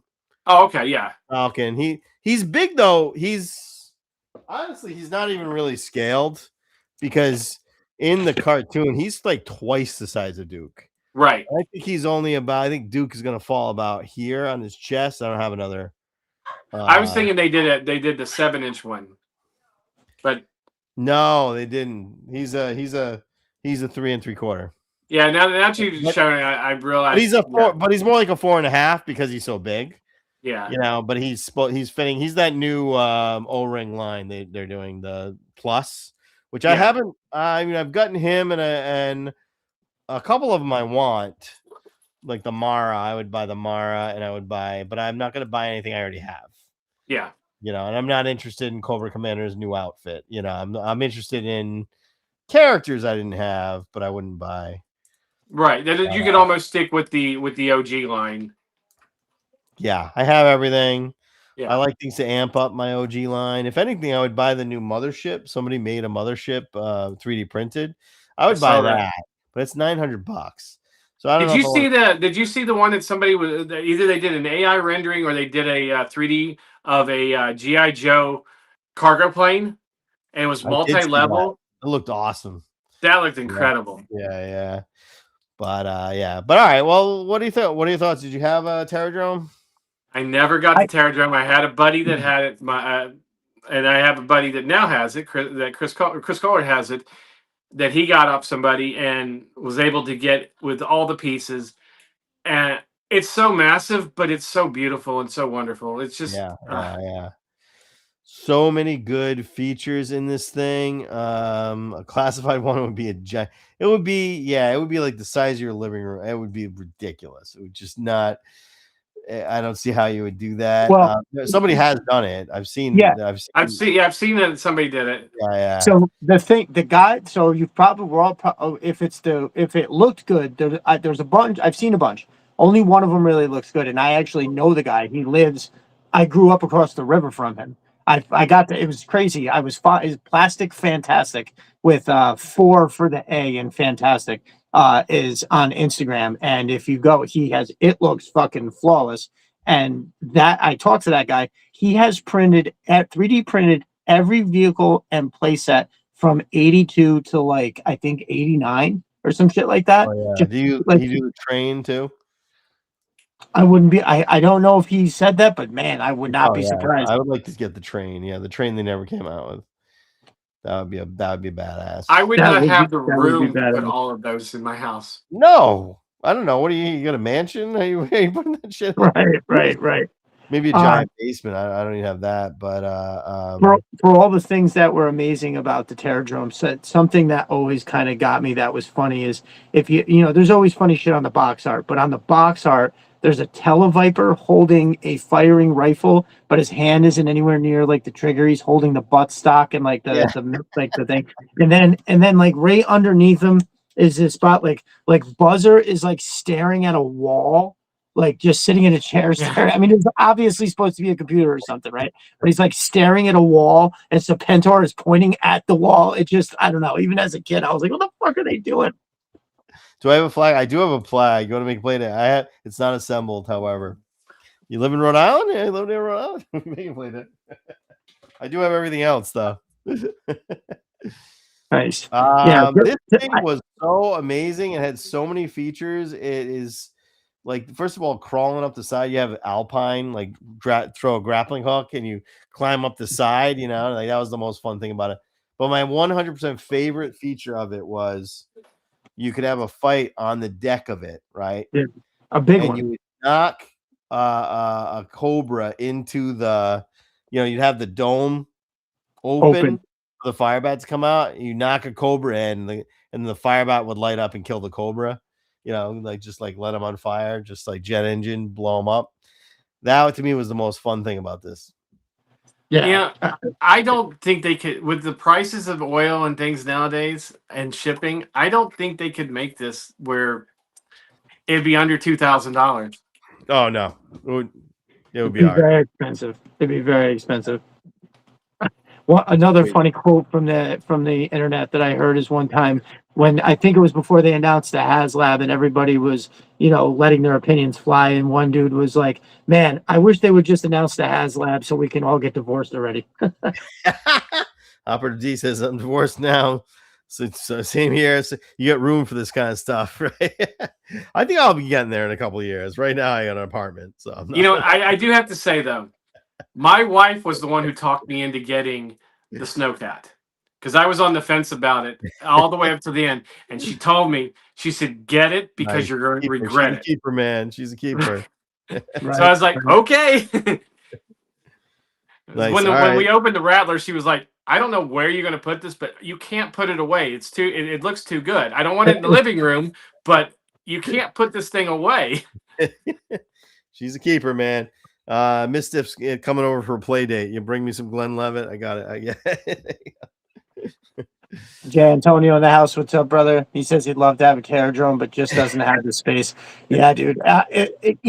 Even I would, if I could get a 3 3/4 one for the right price. I do have a bunch of 3 3/4 figures, and it would be cool to maybe just, even if you just put the Joes out on one side and all the Cobras inside of it, it would be a cool display. But man, that would really eat up a good chunk of space in here. Like I don't think I have a display room like that. I would love to know that. Would look cool.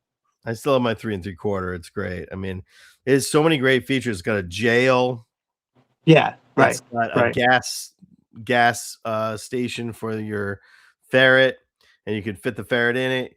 It's got cannons all around it. All around it. The Firebat comes out. The best thing was that Firebat mechanism, because you have this like dome and it opens up and the Firebat rises, and that was so good. Yeah, and then you have like, you really could have a big fight along the top of it, and because there's a lot of space there, there's a lot of real estate, and you're knocking guys off the side, they're falling off, you have people climbing over the top, it's great. But yeah, there's tons of detail. You can see these are all the different bays.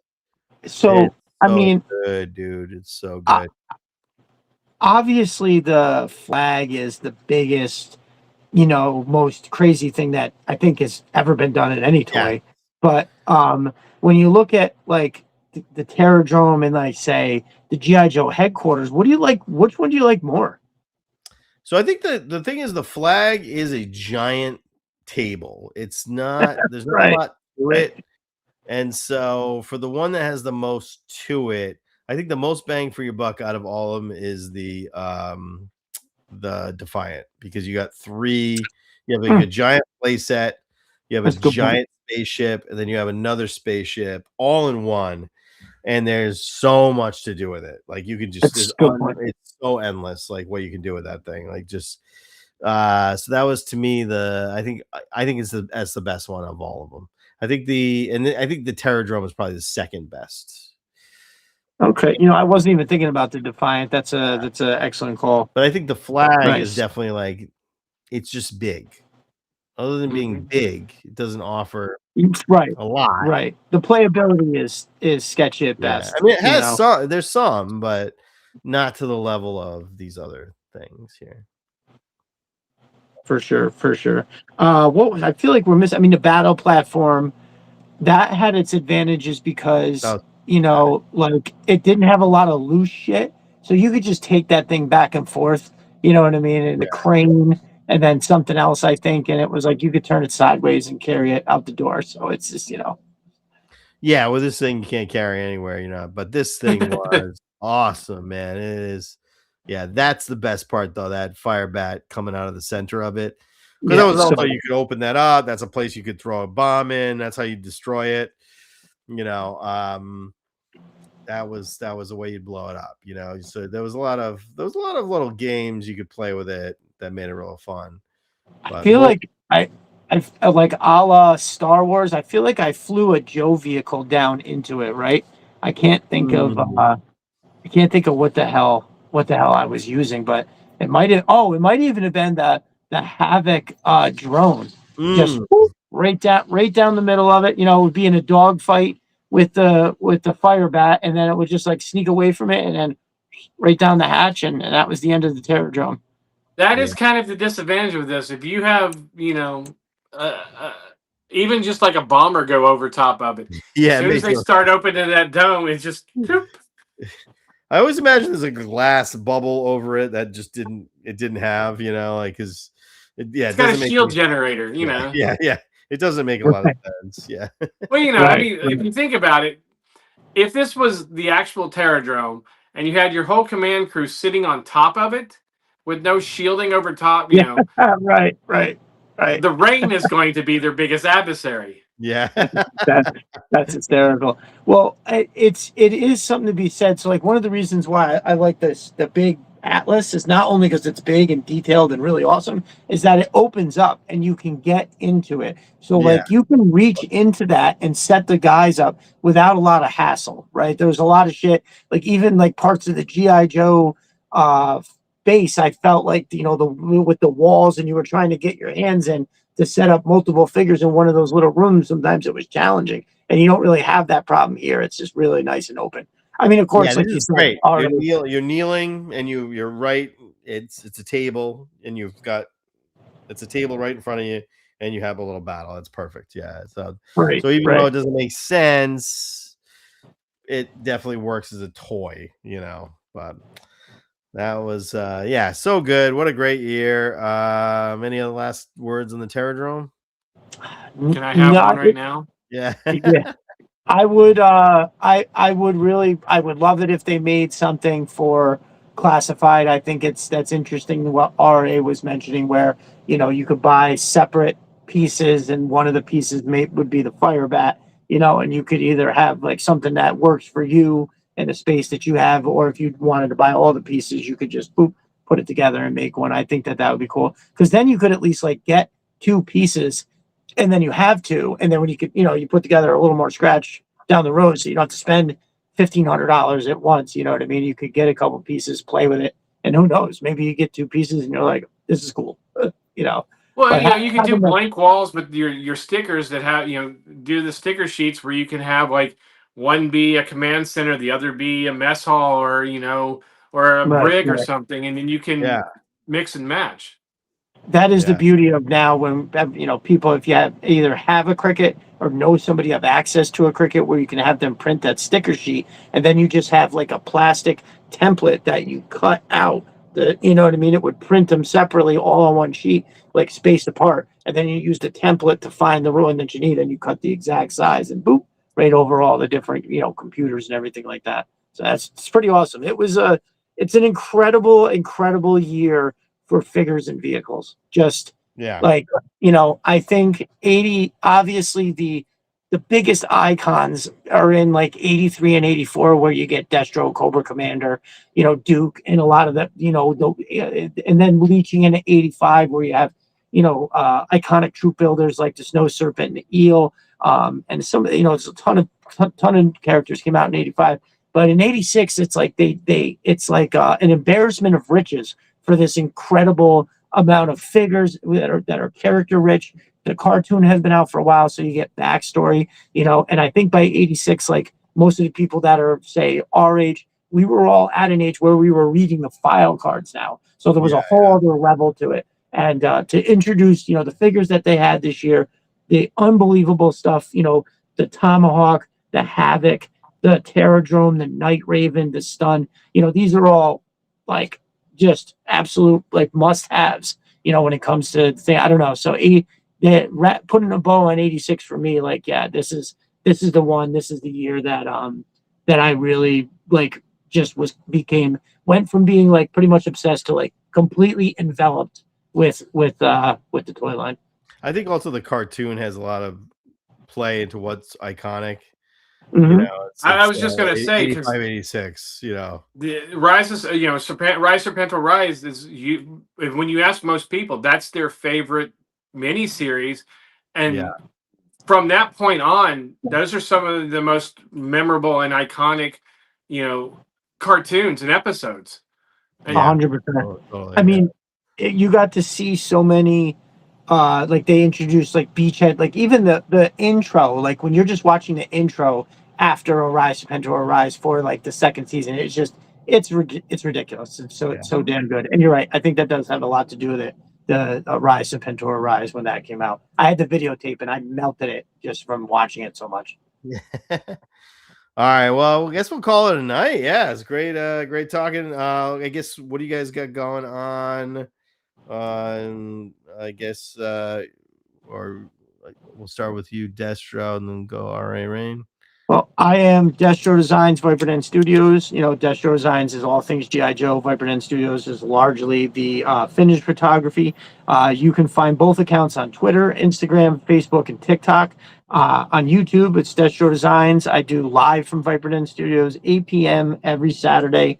I'm been so lucky to have great guests upcoming this week. I have G.I. Dave, who was here in the comments. The following week, I have Laser Pants coming in. I think I said to you, Mark, I'll send you some info if you want to hop on that as well. On Tuesday or on Wednesdays, not every Wednesday, but we're going to try to do it as much as we can. My brother, who just showed up here, Jay Antonio, we're doing the Power Hour, where everybody's getting a kick out of me trying to squeeze in an hour when it's like impossible to me to talk only in an hour. it's definitely a good running joke amongst the community. But you know, we did the first episode last week, and everything went great, but it was 2.5 hours. So we're gonna find a way to whittle that down a little bit, because it's supposed to be just like a midweek. We're just gonna kind of go over a few things, you know, especially if there's news. So, but it's we had a great time. It was fun, and we'll definitely be doing another one soon. You can see me here on Mondays when Mark's been so generous to have me on so often. I greatly appreciate it, brother. Tuesdays, I try to swing by the Figure Fight Club open mic as much as I can. It's been a busy month for me, so I think I've only made it there once. But also, you can get the articles that I write drop Tuesdays and Fridays. That's serpentorslayer.com. It's an amazing website. It's got all kinds of stuff. It's not just G.I. Joe. They have different writers doing different things. If you don't know what that is, you should definitely go check it out. That's Tuesdays and Fridays. My articles drop. You can also follow their social media accounts on Instagram, Facebook, and Twitter for sure. And that's it. Nice. I just dropped my first article on there on Serpentor's Lair on Sunday. Oh, nice. I'm doing Sunday features. So that's awesome. Very good. I just did one on the Starfleet Academy series that was awesome on Paramount Plus. Very good. Very good. So yeah, I'm doing Serpentor's Lair as well. You can go check out all my books on rarayne.com. I'm also has all my Twitter and Facebook and Instagram on there. G.I. Joe. I'm still gonna sell it in small quantities until we get the approval from Hasbro. Hopefully that'll be coming soon. Hopefully the more I can show them that there's an interest, that the more that they will, the faster they will to get the approval. And I'm getting ready to start a new book. I've got one that I've been wanting to do. It's called The Pirate Princess of Tortuga. So I'm getting ready to start a new novel. Very nice. Oh, nice. Oh, don't you have another book? I think I haven't started it yet. Yeah, I got this one too off of Amazon, which also looks good if you want to. I do. I have that one right there, which is Soul Reaver, which is the first book of the Vampire's Desire series. It's about a vampire that I call it Bram Stoker, and if Bram Stoker and Tolkien had a baby, that's what it would be. It takes place in Victorian Europe. It's about a vampire that when he consumes somebody's blood, he also steals their soul, and the souls kind of communicate with him as a part of his journey. I have another one, a romantic comedy called Ruby Someday, that my wife dared me to write for her for our anniversary to see if I could write a romance. Wow. And I also have another one. It's a dark comedy. It's called Angel Dust. This one I don't care who you are, I guarantee you that at some point it's going to offend you in some way. No, there we go. That's my tip. I have 6 disclaimers in it warning people that it is offensive, but it's done in the best possible way to offend you. Nice. Oh, I'm down with that. Something to be said about R.A.'s book too is I've only heard people say not just like, oh, it's okay, or anything negative. Everybody that comments on getting the book says that it's great, right? It's always a way above average, extra thumbs up, really enjoying it type of thing. So I love that for you, brother, because it's so good. Thank you. Yeah, and if anyone, if they order it through the site, I will sign it and send it to them. Do these books have pictures? One more time. Call sign smash. No. I don't have pictures, by the way. I am working on a children's book with my daughter, who's going to do the illustrations. You guys can read that. So it'll be a children's book, but it'll have pictures. That's cool. Right. I can do it. Nice. Is this a toy channel? It sounds like a job. If you offend me, I'll buy you a drink. Nice. That's a good. That works for me. There you go. So, all right, yeah, so that's awesome. All right, well, thanks, guys. What do I have going on? Not much. I'm working on Voltron, Mythology Voltron. Should come out with that this week, and Sector. Lions, not cars, right? Lions, not car. Well, lions and cars are kind of together, but it's mostly lions. Nobody cares about the cars. Right. And other than that, yeah, I think that's basically it. Yeah, for me. They are working on a live action Voltron movie. Yes, they are. Yeah. Oh, by the way, and I finished the series ranking all of the years of G.I. Joe, 94 84 comes out tomorrow. I put out 90. I put at 82 this weekend, and so now we have that will complete the whole ranking. I've ranked every single year, every single figure, every single vehicle throughout the entire 82 to 94 run. So that I am finishing up tomorrow. So Nice. that's They're all so good. I've said this a bunch of times. If I'm looking for, or I'm busy and I don't want to go over and switch things, I can just let it play on your channel a lot of times. Because when I listen to it like that a lot at work, it's not like I'm intently watching it every day. So I miss that. So if I throw it on again, I'm not like, I don't feel like I'm listening to the same thing again. I oftentimes catch different things, and it's a perfect it's the production value is always so notable. Everything is so good. Nice. Yeah, and you can it's all in order, so you can put it on a playlist and you can watch it all the way, all throughout the whole year. So that's perfect. Nice. Very cool. Nice. Oh, I like this idea, Melted Copper. Yeah, that'd get me in so much trouble. Rank the best TV toy review channels. Just piss off everybody. It's tempting, man. I tell you, man. I would do it. That's kind of funny. That's kind of funny. It's a very interesting idea, though. Actually, I like to be. I'm into being a nice guy. I want to be the nice guy. For sure. I'm not going to do that. I'm not going to do that. I wouldn't do it either, but it's hilarious. No, I want to be friends. I'm not out to create enemies. You know, I already have my enemy, and I'm ignoring him. So there we go. Everybody has to have at least one. Yeah. Everywhere I go, everybody speaks very highly of it. Yeah, life is too short to bother with your enemies. So that's my take. But yes, so thank you again. Well, next week I'm having Travis Moody from A Toy Kind of Mood on. Nice. So we're going to talk about G.I. Joe Classified, the stuff that Classified made, the lore that Classified made. So awesome. Very cool. Sounds good. All right. I'll see you guys later. Thank you. All right, thanks, appreciate it. Good night. Thanks. Thank you. Oh, missed if you have to buy it through R.A.'s site. Yes. Buy it through my